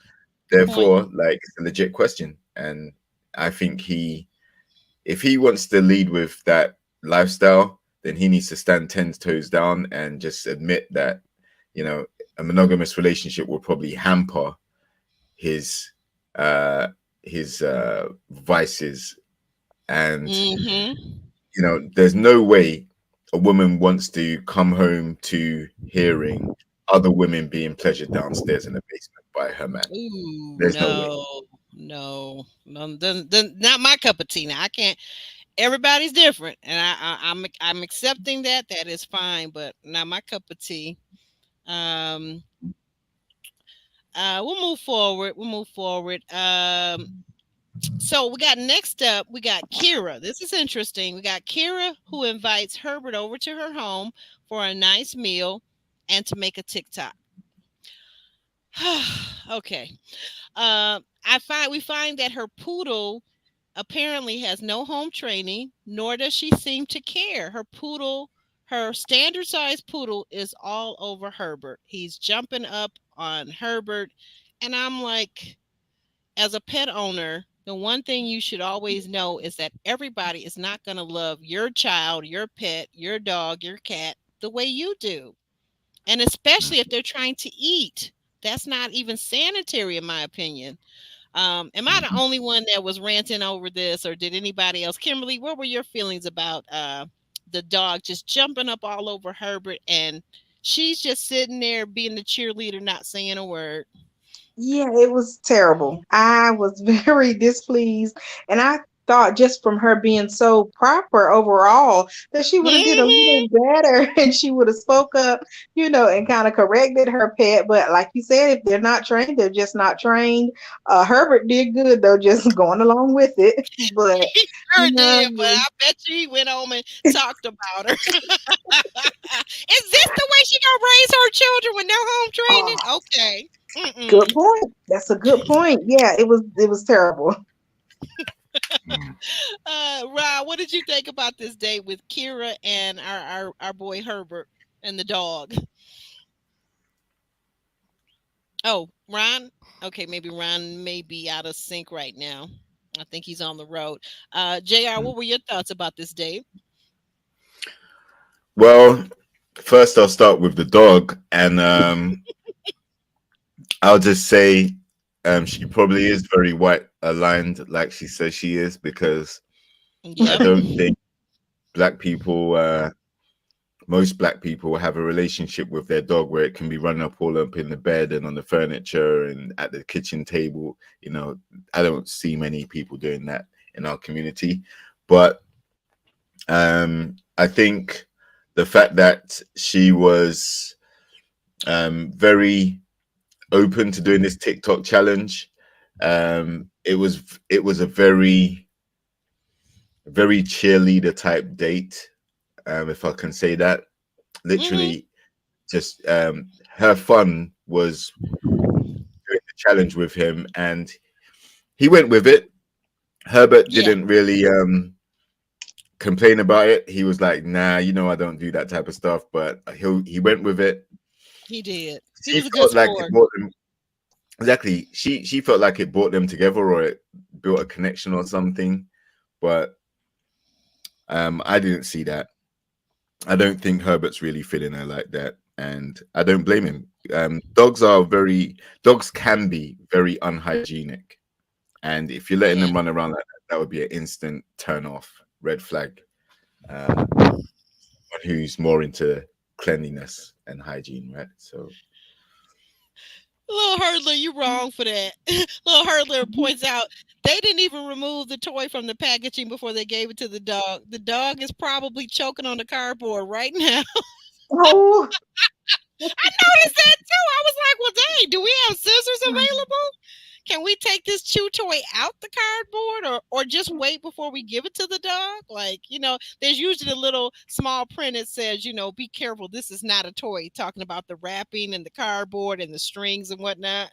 So hmm. I'm with you on that, little hurdler. But I just thought it was really kind of ironic, and it kind of goes to and you guys, I don't know if anybody else, I know you probably saw the Crystal XO interview with Kira, and I thought it was a very good interview. But if you had any doubts or questions, or you were unclear about who Kira is, I feel like for me it kind of gave me a better insight into her. And the thing that I come away with is not whether she's proper, whether she's white adjacent, is she the most white in the cast. But the thing that it came across to me that stuck out, and it stuck out from the beginning, is she seems to have very little self-awareness about herself and how she comes yep, across to other people. So, very true. But you I is know, that agree. is that a problem though? Like I just think. yeah, yeah, it's a problem. It's a problem. It's a I mean, problem. well, we It's can't keep putting black women in a box though either. Let her be herself. Like I mean, we oh no, we we have not seen a woman. I mean, when I go out and I'm in the streets and I see black women, they're in all different things. They are some are proper, some are into anime, some are into all kind of stuff now. Like, and then on this show, we always had that same strong, independent, black adjacent woman that production wants to showcase every single time. And I'm like, I don't see that out in the dating market. I see different types of black women. right? They're into different type of things. They're into cheer and into this and going to see the Barbie movie and all this other type of stuff. And I see this all the time. And men, and they got plenty of men because men don't mind a woman with a little different personality and things of that nature. So I don't think they did her right because her connection was we heard Chris say that she was Which his number Chris? one. Which Chris? The new guy. Chris number one or Christopher. Okay, number two. Christopher, yeah. Yeah, and we Okay. didn't see him on one date. So production does that stuff sometimes. That's his number one. He said it's his number one. We didn't see them on one date. You know? No, we sure and didn't. yeah, and that person, he was with it. He was with that personality, and he said that on camera. So, okay, you know, I think they're trying to bring out that side and things like that. But I don't think it's fair because, like I said, black man, we with it. When you come in with a little white girl to you, it's okay. You work with that. We work with that. What I had, you know what? Okay, listen now. I don't have a problem. I've been called Oreo. I've been called white sounding, white talking, white whatever. Okay, and it don't. And never had a problem with a man. No, not at all. Black, white, or otherwise. Okay, and not worried about it, not in the least bit, because I don't live my life based upon what other people think of me. I actually grew up before there was an Instagram, so I have a whole developed, person and spiritual side and all these different sides to my personality. But that wasn't Ron. What I'm saying about her is this: it doesn't matter how you behave and what your authentic self is. When I say that she has no self-awareness, that's an issue. Like for example, why would you call somebody, say they look like they date white women, and you say this incredulous thing to them rather than asking them? I don't have a problem with her asking him, who do you prefer or who have you dated in the past? I don't have a problem with that, but instead she makes it as a statement, but then the same person wants to act all hurt and victimized when you say, Marie says to her whatever he says about race, and she's like, oh, but I'm offended, I'm so hurt, how could you make that, how could you prejudge me? That's what I'm talking about. Self-awareness is about emotional intelligence. It's nothing to do with how black or how white or how Latino or however you want to act or be in the anime. I don't care, but have awareness about how you come across and how you offend people, but then you take no ownership or accountability for the same offense, and yet then you want to turn around and be offended. You see what I'm saying? I get it. It's something a little fishy about that scene with Derek Jackson. Derek Jackson? There's no Derek Jackson on the show. What are you talking about? He is Derek Jackson. Giving y'all Derek Jackson treatment. Are you talking about Marie? Who are we talking about? I'm talking about Quentin and the Janelle and that whole alliance. That whole alliance of what they giving y'all. Yeah, I got questions about that too, but we gotta go with what we seen on the camera. We gotta go. Yeah, that whole just so happens. Oh, you 10 years older than me. Oh, it's okay. Oh, we can get the family going tomorrow. Yeah, right. Here's the thing about it. I tell my sister all the time. I do not ever date a fitness trainer, and here's why. Fitness trainers clientele. A black male's fitness trainer like that, clientele is 90% women. So he has to convince these women they got to pay $100 an hour and stuff for this whack training. And the only way you get able to do that is you got to manipulate the women. So when you're dealing with a person who's going to tell a woman anything they want to hear at any time, that Derek Jackson stuff, that's how you become a good fitness personal trainer. That's how you make money in the business. I know plenty of them. I'm a VP of a #1 sports nutrition company. That's how you do it. And that's all he's doing back. He's a professional at it. This is DJ, Derek Jackson to the fullest. So, that's the Derek Jackson you speak of. I got you now. Okay. Yeah. So, oh my Lord. So I know how it sounds when it's rehearsed. I get it. We all could have done it. What would our boys think if we came on here pretending, doing that Derek Jackson routine? So a lot of us kept it real, but nah, I don't get that. So I ain't gonna blame her too much for that. Like I said, I think her match was Christopher. I just think they want, people want to put her in this light, and they didn't want to put her on no dates with Christopher. I wouldn't be surprised if they talked more at the reunion. Okay. You know what? And if they find love together, because now that you bring that up, because I missed that part. I could see them together more so than anybody else. Like you said, her match being there, that could have been her match. So if that's her match, knock yourself out is what I always say. Knock yourself out. Okay. Knock yourself out. But we'll slide on. We'll move forward. Because we got some more to say about Kira a little bit later on in this whole scenario. Let's see. I'm sorry, you gonna say? Oh, I'm sorry. Mute this. Okay. Okay, so then now we're moving on to Janelle and Quentin. They finally get a date alone, and so like Ron was just saying, they talk about babies, adoption, because there is that what like a 7 or 8 year gap. Jr. Is that like a 7 or 8 year gap between the two of them? Yeah, somewhere around there. Something somewhere around there. So, she's being with her being older, she's 41 and he's 34 or something like that. And so, of course, for her as a woman, she has to now think about a quicker time schedule. And Hmm. Ron says that it's maybe a little bit forced. What do you think, JR? Do you think it's a little bit forced? Is he telling her what all she wants to hear and what the audience wants to hear about this younger man, older woman scenario that she wants to marry quickly and have a baby quickly? What do you think that's genuine, what he's saying to her? I think two things can be true at the same time. I think he is Mm, saying what she wants to hear for sure, try and solidify that connection, and more importantly, because he feels like he's in competition with Herbert for her, I think he wants to win that competition. So I think mm, he's telling her what he wants to hear to try and, okay. win her for himself. And then I also think at 34, if he is that, he may want to settle down and have a family quickly too. So if she's in a rush to do it, um, he's indicating that he may actually be open to starting a family very quickly. But when she Okay. said we would need to fall in love like tomorrow or something like that, and he was like, yeah, that's cool or whatever. I was like, no, no, no. Like, you don't fall in love. It's not forced. It's natural. It takes time. It takes chemistry and all different types of variables. You don't schedule when you're going to fall in love.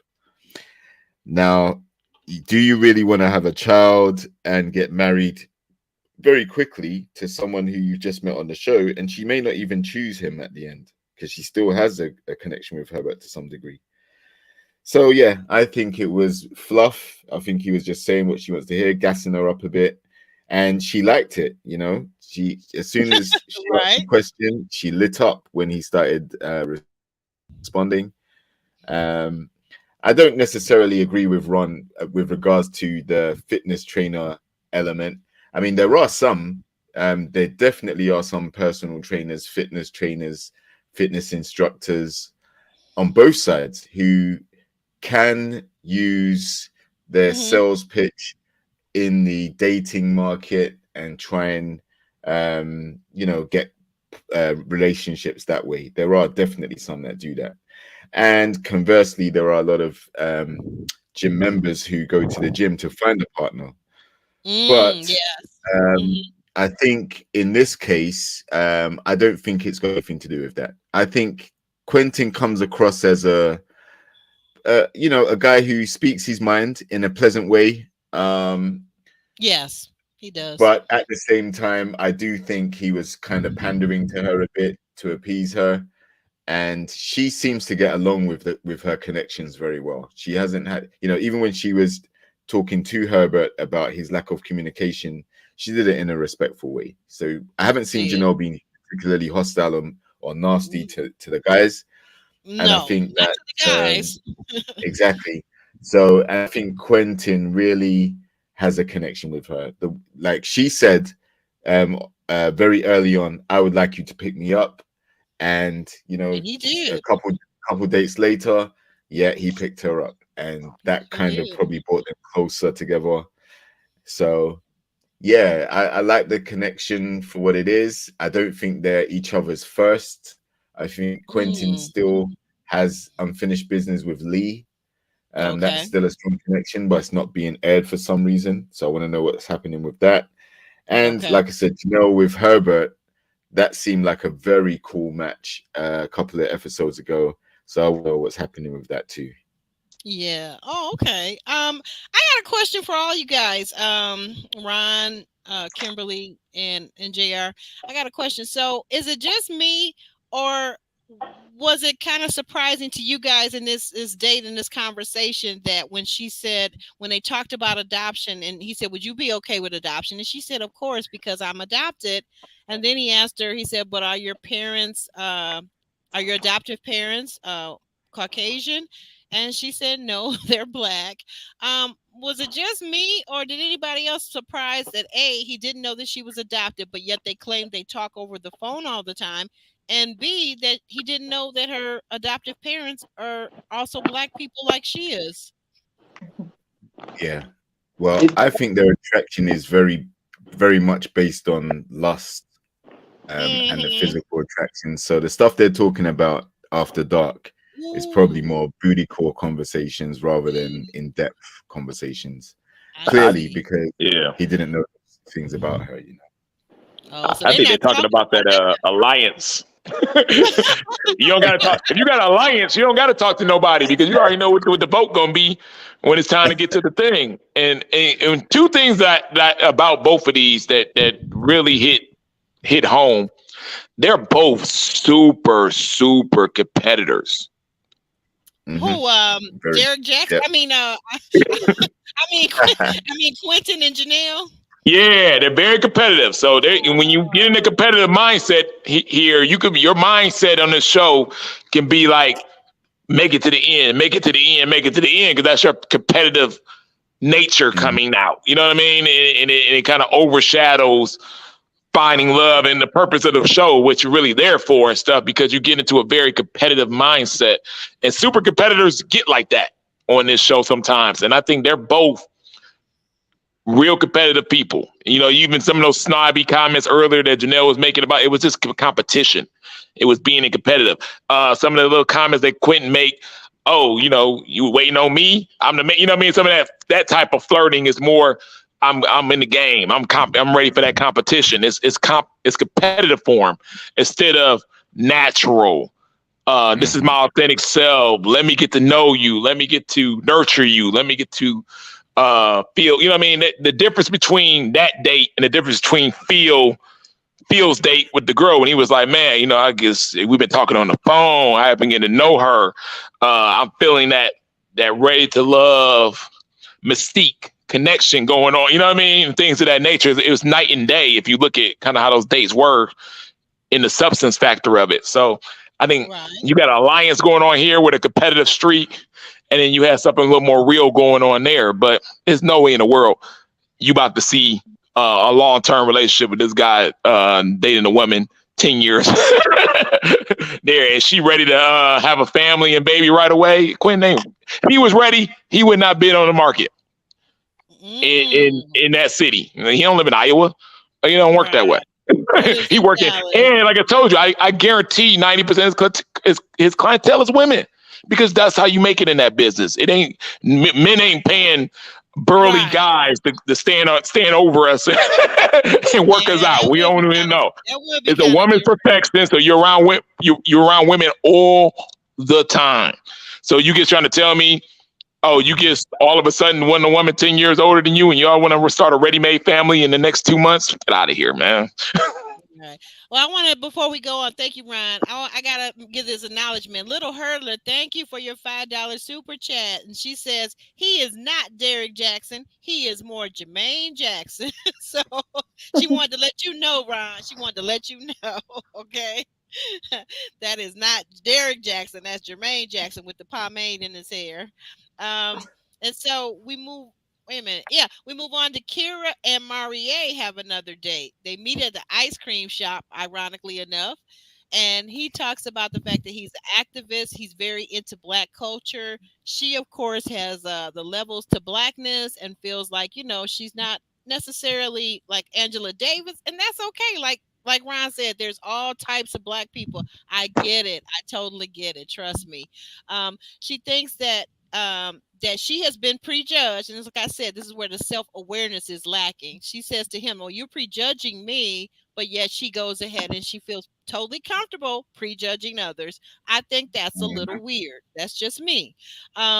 He says in his confessional that the connection is probably not there, and I tend to agree with him. It's not. It's not there.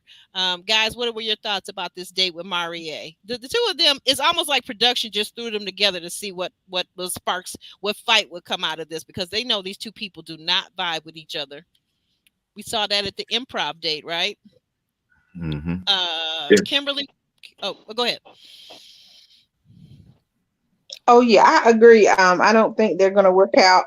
She's stuck on just his, I guess, the blackness comments, the culture, and knowing that Marie is all into that, and Yeah. Kira really not so much. She's trying to be quiet, cut the Black Lives Matter stuff, and let's just focus on being proper, and maybe going to these white events, and being the cute couple. She's And the I think crossover girl, and that's okay. I exactly, mean, yep. you know.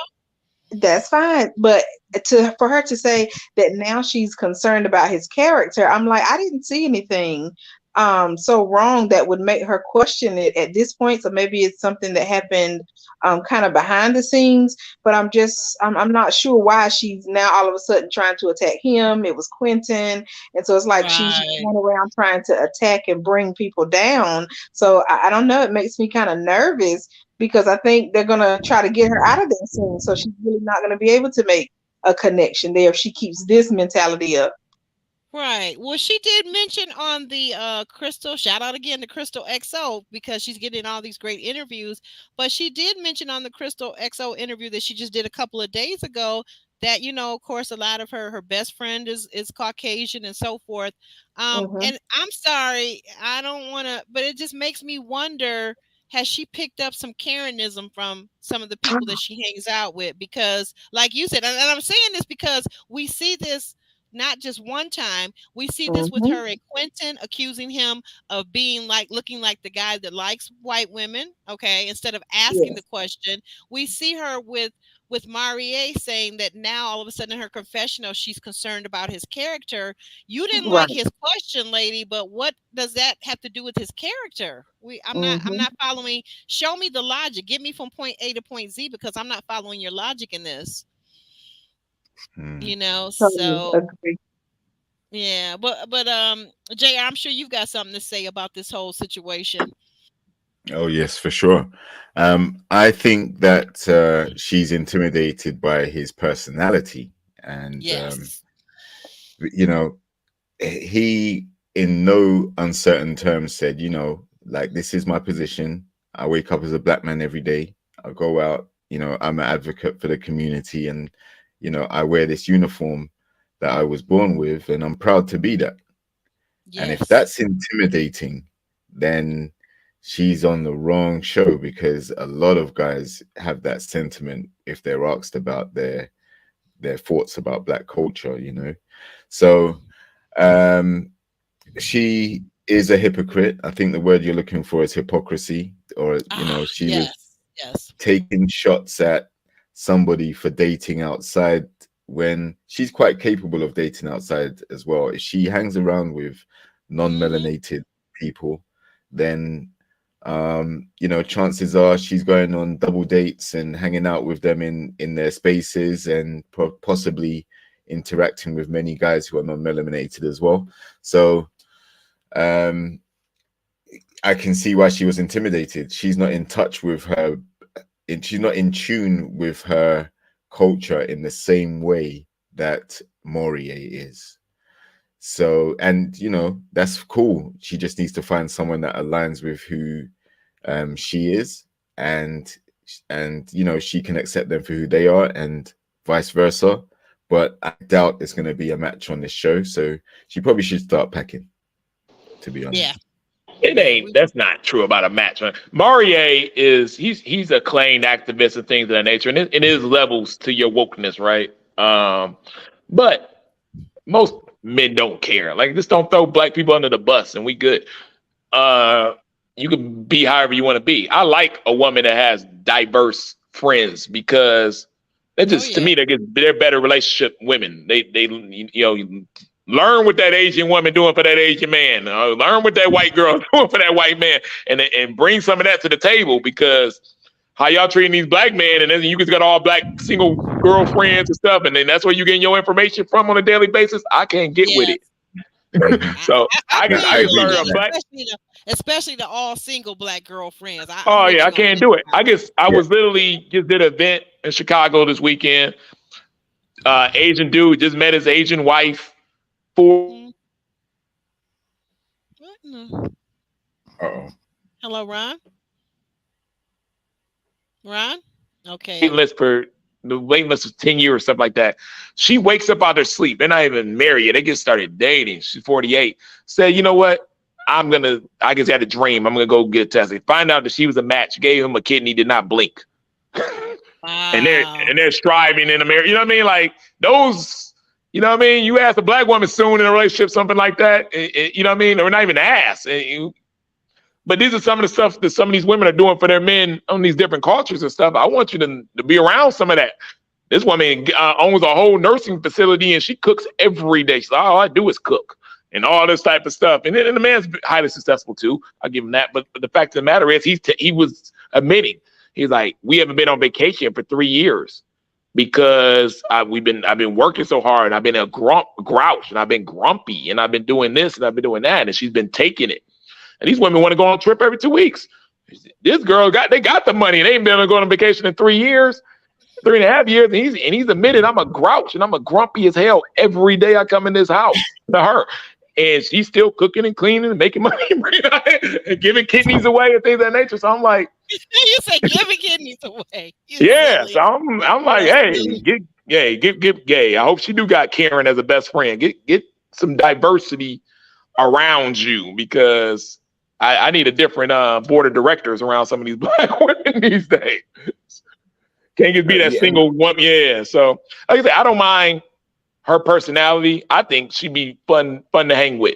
And I will eventually get a chance to test that theory myself. But I think she'd be cool to hang with, something different, a breath of fresh air for what's going on. I think a lot of the guys would probably match with her. But I hate to bring this up, and I know it's very well, just make sure superficial. I know it's very superficial, but it was a pretty big weight gain jump. If you look at her cheerleading tryouts to now, in the time frame on it. Who are we talking about? Janelle? Kara. Oh, you saying that from when the show started to later in the season? No, if you look at the video, you gotta look at the video of her when she was on the Dallas cheerleading show. When she was a cheerleader. Oh yeah. Yeah, and I think she stopped because it was hard on the weight loss demands and things of that nature with it. But a lot of that stuff sometimes is mental. Right. I'm in the fitness. In that case, some of that stuff is mental, and I don't know how that affects that. You're dealing with Dallas is a different beast. Because like I told you, it's home of the Dallas cheerleaders, white, blonde. That's the image. Big boobs, thin waists, and they kind of run the show there. And like I said, the black men, they're interracially date. And they're open about it. They're upfront about it. They're in your face with it. Yeah. And the black women have said, "Hey, we got to compete, or we got to do this, or we got to do that." So it's a different type of city when it comes to those, and it's very superficial. It's very about money. It's very about who's doing for what, who, and that it's the LA of the South. That's just what we're dealing with Dallas, and people don't go. Yeah, people don't know. Right, to your point, I know growing up watching beauty pageants as a young girl, that a lot of our beauty pageant beauty queens came out of Texas during the era back in like the 80s, and they were always in the top 5. If you came out of Texas, you had big boobs, little tiny waist, and blonde hair that was mile high. Mile high, big hair. Yep. Big hair. Yep. And that's the image of the city. Yeah. So I was wondering about that, because Quentin did say something about her. He said that her and the other young lady that got eliminated last week, Unique, he said that neither one of them worked out. And I thought to myself, well, how does he know that? And then she claims on her interview with Crystal XO that she does work out, but Well, like JR says, two things can be true. You Mm. know? Well, I think that, Ron definitely could be right. Hmm. About it being a good thing to have different friends of different cultures and ethnicities and things like that. But with regards to Kira, she's none of the other things that you or that Ron or Aubrey described. She doesn't seem to be the type of person that uh, is going to be open to black culture as much as Morier is displaying it. So Hmm. that's why I think they're not a match, because it's not just from a physical standpoint. I don't think they match well, but also in terms of who they are as in personality, they're a lot different. They're almost polar opposites. I won't say she's pro white, but she's very white aligned, and she's Yes. proud to be that, and that's not a problem. She just isn't going to find a match in Morier, and I haven't seen any of the other guys really checking for her like that. So Hmm. um, that's why I think she's going home soon. Well, Yeah, they and send their match home with Christopher. right. Well, and you know what? But like Chris, I find it very interesting when someone clings to their job always as their identity, because just like Chris was saying, he's would have been a doctor, could have been a chiropractor, would have been a model, was a model. Her talking about her 1 year in the Dallas Cowboy cheerleader is kind of like, okay, and what else is there to you? What else is there to your Yeah, but that's personality? why let's keep it real. That's why they picked her to be on the show. You know what I mean? It's Dallas. Sure, They got that to was her represent claim something to to Dallas. fame. Yeah. That was her claim to fame to get on the show. But I'm just saying, but still, yet and still, Ron, if you're there trying to make connections and even stay on the show for whatever reason you might have, whatever agenda, it would probably behoove you to talk about who you actually are. You don't Mm-hmm. have to tell us what you Exactly. don't believe in. You're not pro Black Power. You're not pro Black Lives Matters. You don't have to tell us what you're not about. Tell us what you Mm, are about. exactly. Yeah, and if she wants to stand on the fact that she said, "Hey, I'm like she said, I'm black. My parents are black. I live in the black experience. I just don't. I I'm got not Black a cousins. everyday. I'm not an everyday advocator for that. There's nothing wrong with that. Like I said, No, I, not at I all. I like to see different types on the show, even if it was a Candace Owens type of type. Kind of what she reminds me of, but it's still nothing Yes, wrong with true. that. Only thing I don't like about a Candace Owens is don't use that to throw black people under the bus in front of white people. I hate that. Mm, That's my biggest pet peeve. I go crazy. I don't never do that. But if you Nope. stand in your lane and just being within your truth, and maybe you went to you went to good schools. Your school was in West Bloomfield. I went to Class Tech. I understand you're gonna have a different experience when it comes to that type of Are you lifestyle. a technician? You right. what? You're a technician? Yeah, yeah. I didn't know that. Go ahead with your bad self. Go ahead. So Y'all got yeah, your so little I understand it's gonna different be a different cultures. experience. And I've dated women that, if you educated guy, you're gonna date women that grew up in that experience. They're suburb girls, and they went to Hmm. those type of schools, and they've been good relationships. And I never expected them to be an activist or to be super woke and stuff. I just wanted them to understand, and like I said, and don't be throwing black people under the bus, or you know what I mean. But can't Right. everybody be put that stress on their back that Morier does and say I work in this type of environment? And because it is stressful, there's a lot of negativity that comes along with dealing with the society that we live in, and dealing with race every single day can Every be just single day. draining on you. Mhm. Now, Yes. I applaud that brother for doing it, but he's right. He needs a woman that's gonna fight that battle with him, and every woman's Exactly. not ready to sign up for that. Exactly. And Mm. let's be real, she did throw someone under the bus. She threw Quentin under the bus. That's what And I was saying earlier. even Right. though Yeah. even though the And cast even though the cast are black, the production and directors who are also present are white. So she did do it in front of white people, to be honest.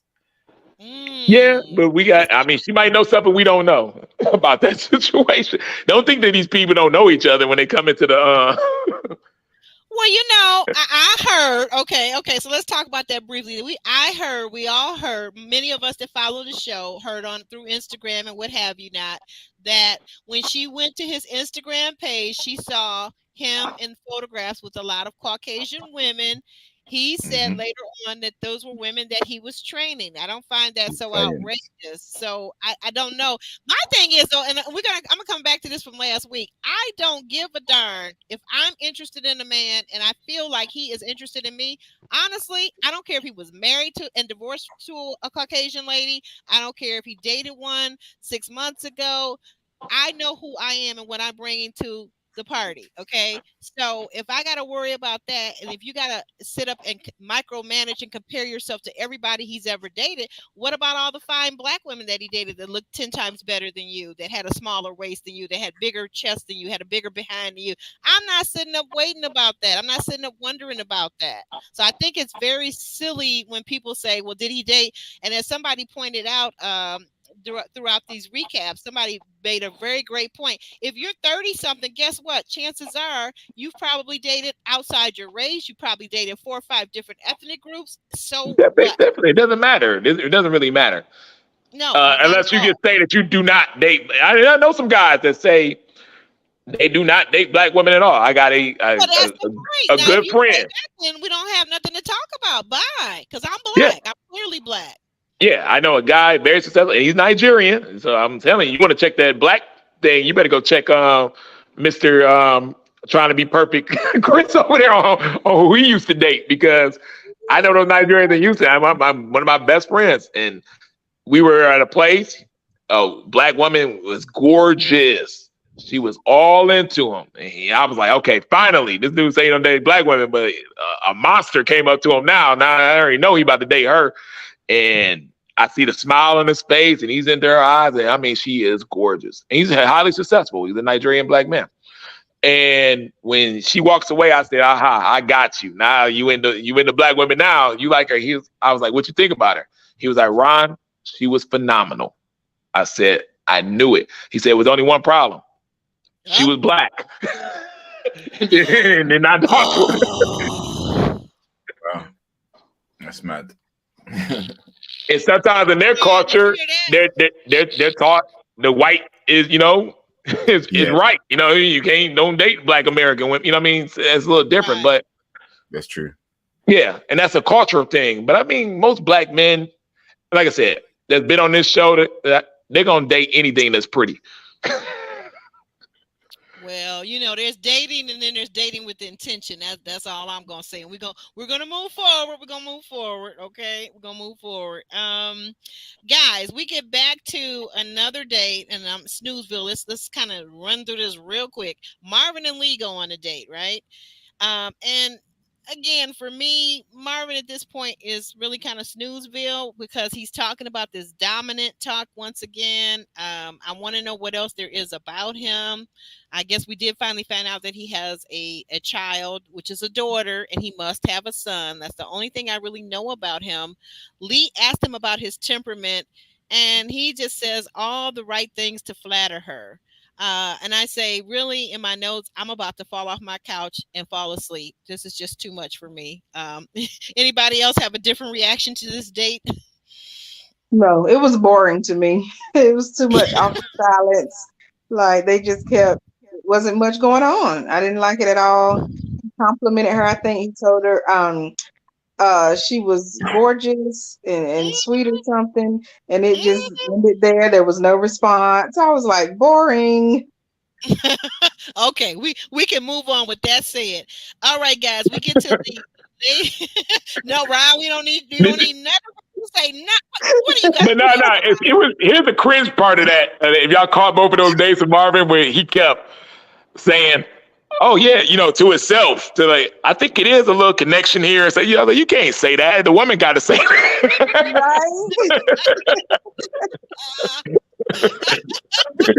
I think it's going real good. I think we got a real nice connection. You can't say that. She got to say that. You can't.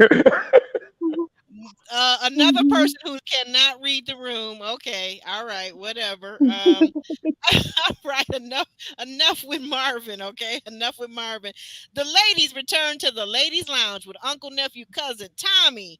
Era says that she likes the sparks between her and Phil, and yes, so did we. Janelle says that she has inquired about the age gap between her and Q or Quentin, and that everything is fine. Kira and Herbert are okay. Jessica and Chris are okay. And then we get the curveball. What is going to happen? We're going to eliminate Uncle Nephew Tommy tells us we're going to eliminate 2 men instead of just 1. But let's rewind. Let's go back. Because during this ladies lounge, we find out that Kira decides to call Marvin. Janelle gets upset, rolls her eyes. Tommy asks about it, and she says, well, I'm just sick and tired of her always, when somebody calls her out, now she all of a sudden forgets their name. Kira says that Janelle is snarky. What do you guys think about that?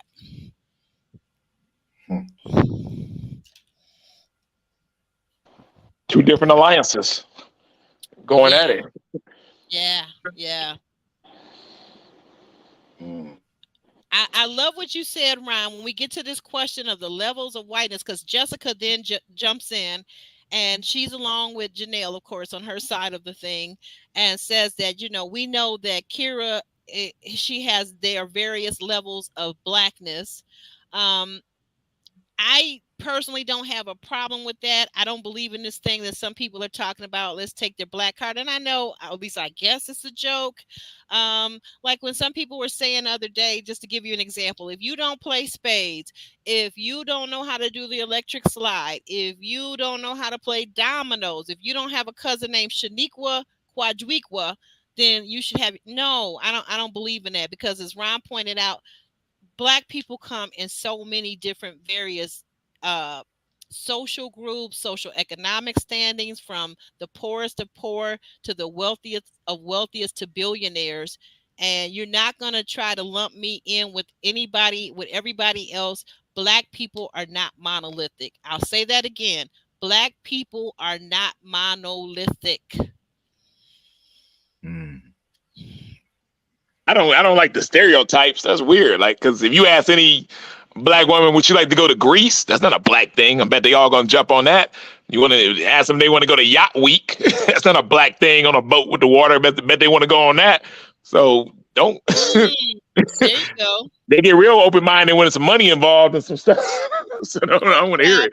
Or travel. Yeah. I mean, there are a myriad of things that Black people do. And I think that sometimes we can all, myself included, can get caught up in what we perceive as Blackness being. But I absolutely agree that people like Kira and whomever else, Quentin, anyone else, has the absolute right as a human being to pick and choose and to create the life that they desire. I absolutely think that's it. And I don't care if they want to be for pro-Black lives. I don't care if they're Republican. I don't care if they're Democrat. Maybe they don't even vote. I don't know. Okay. But we all have the right to create the life that we want to live. And who is someone else to come along and say, well, oh yeah, turn in your Black card? That's like, that now, that's, to me, that's real bullying. That's real bullying, and that's real thinking in a group without thinking for yourself critically. But guys, what did you think about these debates and these arguments that were going on between these grown women? I expected it, because I know that Janelle has previous interactions with Tequila, and also on some of the dates that she's been on, she's made some snide comments as well, throwing shade at people. Maybe not to their face, but she's definitely commented. I remember Red picking up Lee, I think it was, after the game that they played on the date, the group date. And Janelle was like, "Oh, now you smell like another woman," or something like that. You know, she went on about that. So, Oh, um, yeah, I feel like she is quite prone to fly off the handle when she feels like she has a problem with someone. And that's a problem. But so far, she hasn't done it to the men. It's mainly to the women. And she has made no bones or secret about the fact that she's not there to be friends with the women. She's got her buddy, Jessica, and the rest of them, you know, she'll attack them if necessary. Hopefully, we don't get to see her put hands on people like she claims she does. yeah, But that's deep. That's deep to me. yeah, but I think her dislike for Kira is based on how she tried to throw shade at Quentin, because Janelle is now connecting with Quentin, and to hear what she said, knowing that Quentin liked her, it flies in the face of what Kira was accusing him of. So Yeah, she went against the alliance. But here's another thing that people want to say either. Kara is an easy target for them too.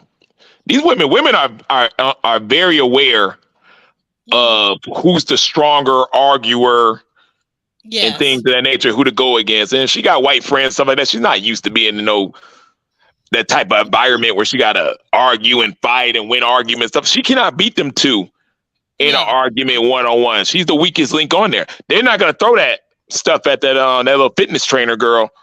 I forgot her name. Lee? Am I Lee? Yeah. Lee, Yeah. They're leaving her out of it because she gonna she gonna fight back with a little more argument, a little more sass, and give them a little run, more run for their money. But Kara's easy.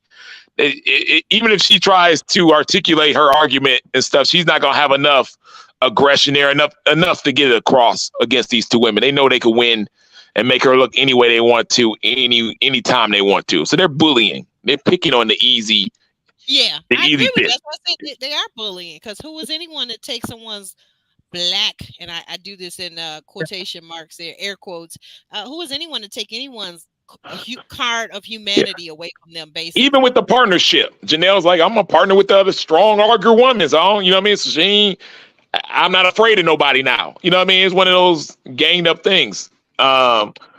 And she picked another strong woman that on the argument set, and then they're going together, and they say, okay, y'all come at. They said at the comment on her Instagram, come against the winning team, and you gonna get lit up. And they're strong when it comes to arguing and going against stuff. The only reason they're strong, they would be strong if they were going against the men. The only reason why they can't go against the men is because they need the men's vote. But that's a Right. strong argue team. Now can't nobody make them look dumb because they're strong together. And then any woman that's real strong, like Sierra, like a lead that might be able to argue, but they're gonna leave them alone. But yeah, if you're low hanging fruit, like a Kara, you know what I mean, who's not used to arguing with black women and stuff like that, oh, they're gonna bully you.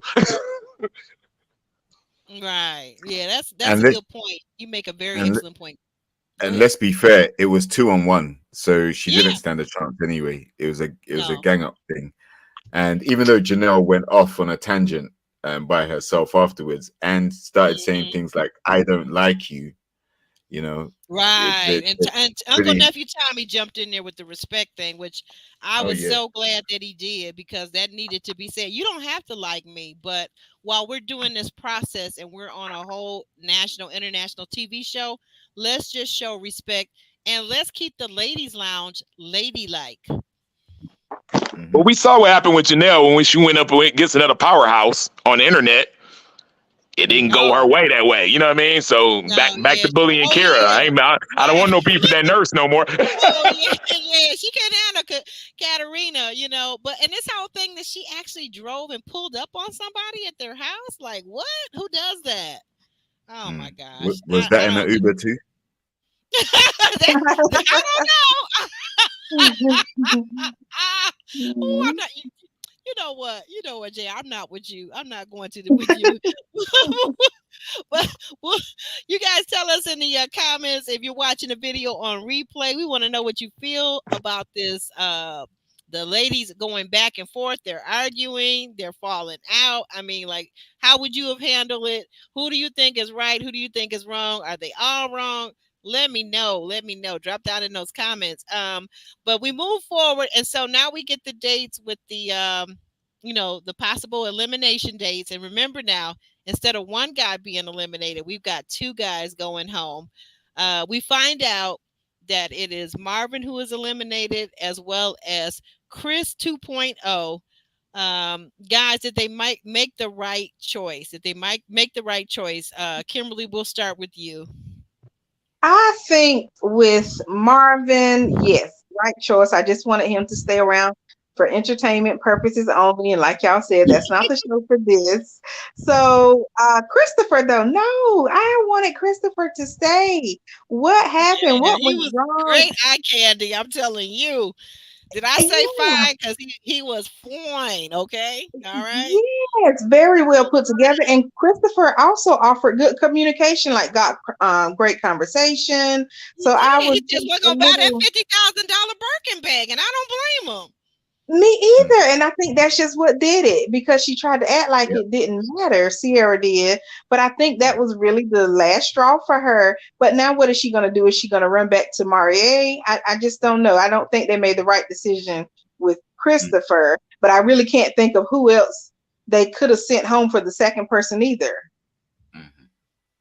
Good point. Good point. Good point. Ron, were they right for who they sent home, or would you have chosen differently? I think at this point they sent them home for the storylines.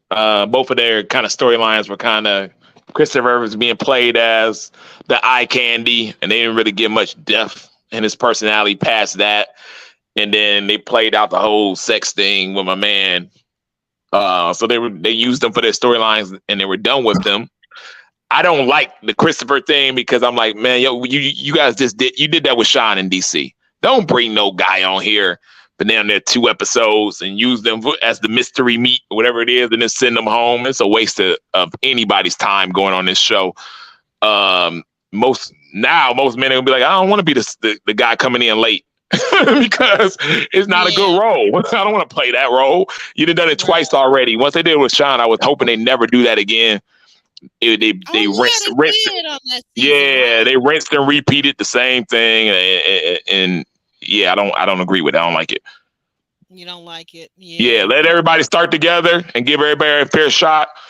Or if somebody's coming in late, give them the benefit of the doubt a little bit, but don't do this. This is the second time we've seen this, and it's I don't like it. As a castmate, I don't like it. Okay, I see your point. Someone said, though, again, I try not to, but this week I actually did watch some of the recaps and enjoyed them quite immensely. Someone said it like, do they sometimes, I don't know, Ryan, you probably would know this better than I do, but do they sometimes have curveballs? Is it ever a thought to you that they invite some of these people on with the intention that they're only going to be on? Maybe these people have busy lives, professional lives, things going on, and they're only going to be on there for a couple, 2-3 episodes, and that's by choice. Nah, ain't nobody doing that. It ain't worth it. It ain't worth it for a person. Every man would, if they knew that up front, would deny they wouldn't go on the show. It's too much work. It's too busy. All that interviewing, all you got to do you got to do your psych test. You got to do all this type of stuff. Right, all the prep that goes. Yeah, I'm not doing all that for 3 episodes and that little bit of money you're gonna make in 2 or 3 episodes just to be on TV for us. It ain't worth it. Really not. Okay. I'll tell anybody not to even do it.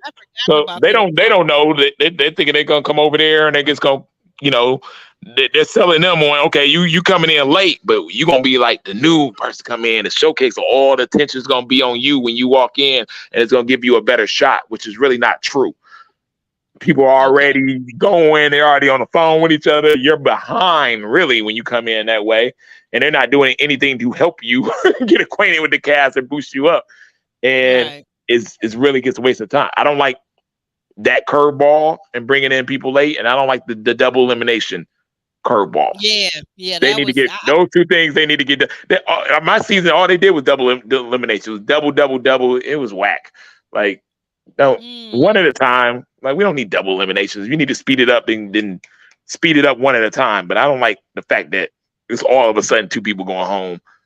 out of nowhere. You know what I mean? We're not, as a cast, we're not prepared to pick on that level to send two people home, and we don't have enough time to send. You know what I mean? We ain't been dating long enough to be able to send two people home. They didn't get to know that guy that well in that short period of time. It was a bad move. He had a bad break, honestly. Yeah, that's a good point. Thank you for that. Can we start with Kimberly and everybody tell us where everybody can find you, your channel, what you're doing. Kimberly, if you go first, please. Yes. Okay. All right. You can find me, Kimberly Reviews, here on YouTube, covering Ready to Love each Friday night, 8 p.m. Eastern Time. And I also post my travels. I love traveling. I've been to Greece multiple times, Ron, but I've also been to Jamaica a lot of times, and I'm headed to Italy next month. So I do enjoy traveling. So I appreciate the support. You can also see me on Instagram, Kimberly Reviews _, and I'm still on Facebook, Kimberly Reviews. All right. Follow her on all her socials. And next we have Ron. If you'll go next, we can find you, Ron, on Yeah, you Instagram. can find me on Instagram. I am Ron Freeman. It's the same on my Facebook. I'm gonna try to make it next week. I'll be in Colombia. I've been traveling like crazy last month. That's why I've been kind of not on camera and off and on switch. I just got back from the fight in Vegas last week, Chicago this weekend. I lead to Colombia with all my Detroit homies, my Cast Tech and Michigan guys. We do our yearly trip, so we're leaving out Tuesday for the 8 days. All right. But I'm gonna try to jump on if we're not doing anything on that part of Sunday. If I can catch what time zone we're in, I think we're in the same time zone, Central. But yep, that's just me. All right, nice. And last but certainly not least, Mr. JR, tell us where we can find you and what you got going on. You can find me on JRX TV on Instagram, JRX TV on IG. And where Threads. you can find exercise workouts and clips of what I do in terms of health and fitness. And then you can find me on YouTube on JRX TV again, which is me basically giving my opinion and reviewing TV shows, Ready to Love, Married at First Sight, mainly TV shows that involve Black love, the potential to find Black love, I should say. We ain't liking the Fabrice Part 2, aka Marvin, type of people. We're actually looking for serious connections to be made on these shows, and you get to hear my take on it and my spin on it, along with some of my colleagues and cohorts that I associate with. So yeah, check me out, and I'm sure you'll find some videos that you'll find interesting. Awesome. Yeah, definitely check everyone out here. They are very supportive of me, and I also want to support them, and we should support one another. This is very great podcast, and I love these people here. So let's go out and support them. Another way that you guys can support me, I'm actually Aubrey. You can find me here most days. On Sundays at 6:30 p.m. Eastern Standard Time, when we do this Ready to Love panel recap. We'll continue to do it throughout the season, all the way up and through the reunion, guys. And we will be back. So catch us on our next video. Can everybody say goodbye? Yeah, don't forget to like, share, and subscribe, people. Oh, thank you for that. I like it. Bye now. Bye. Bye. Bye.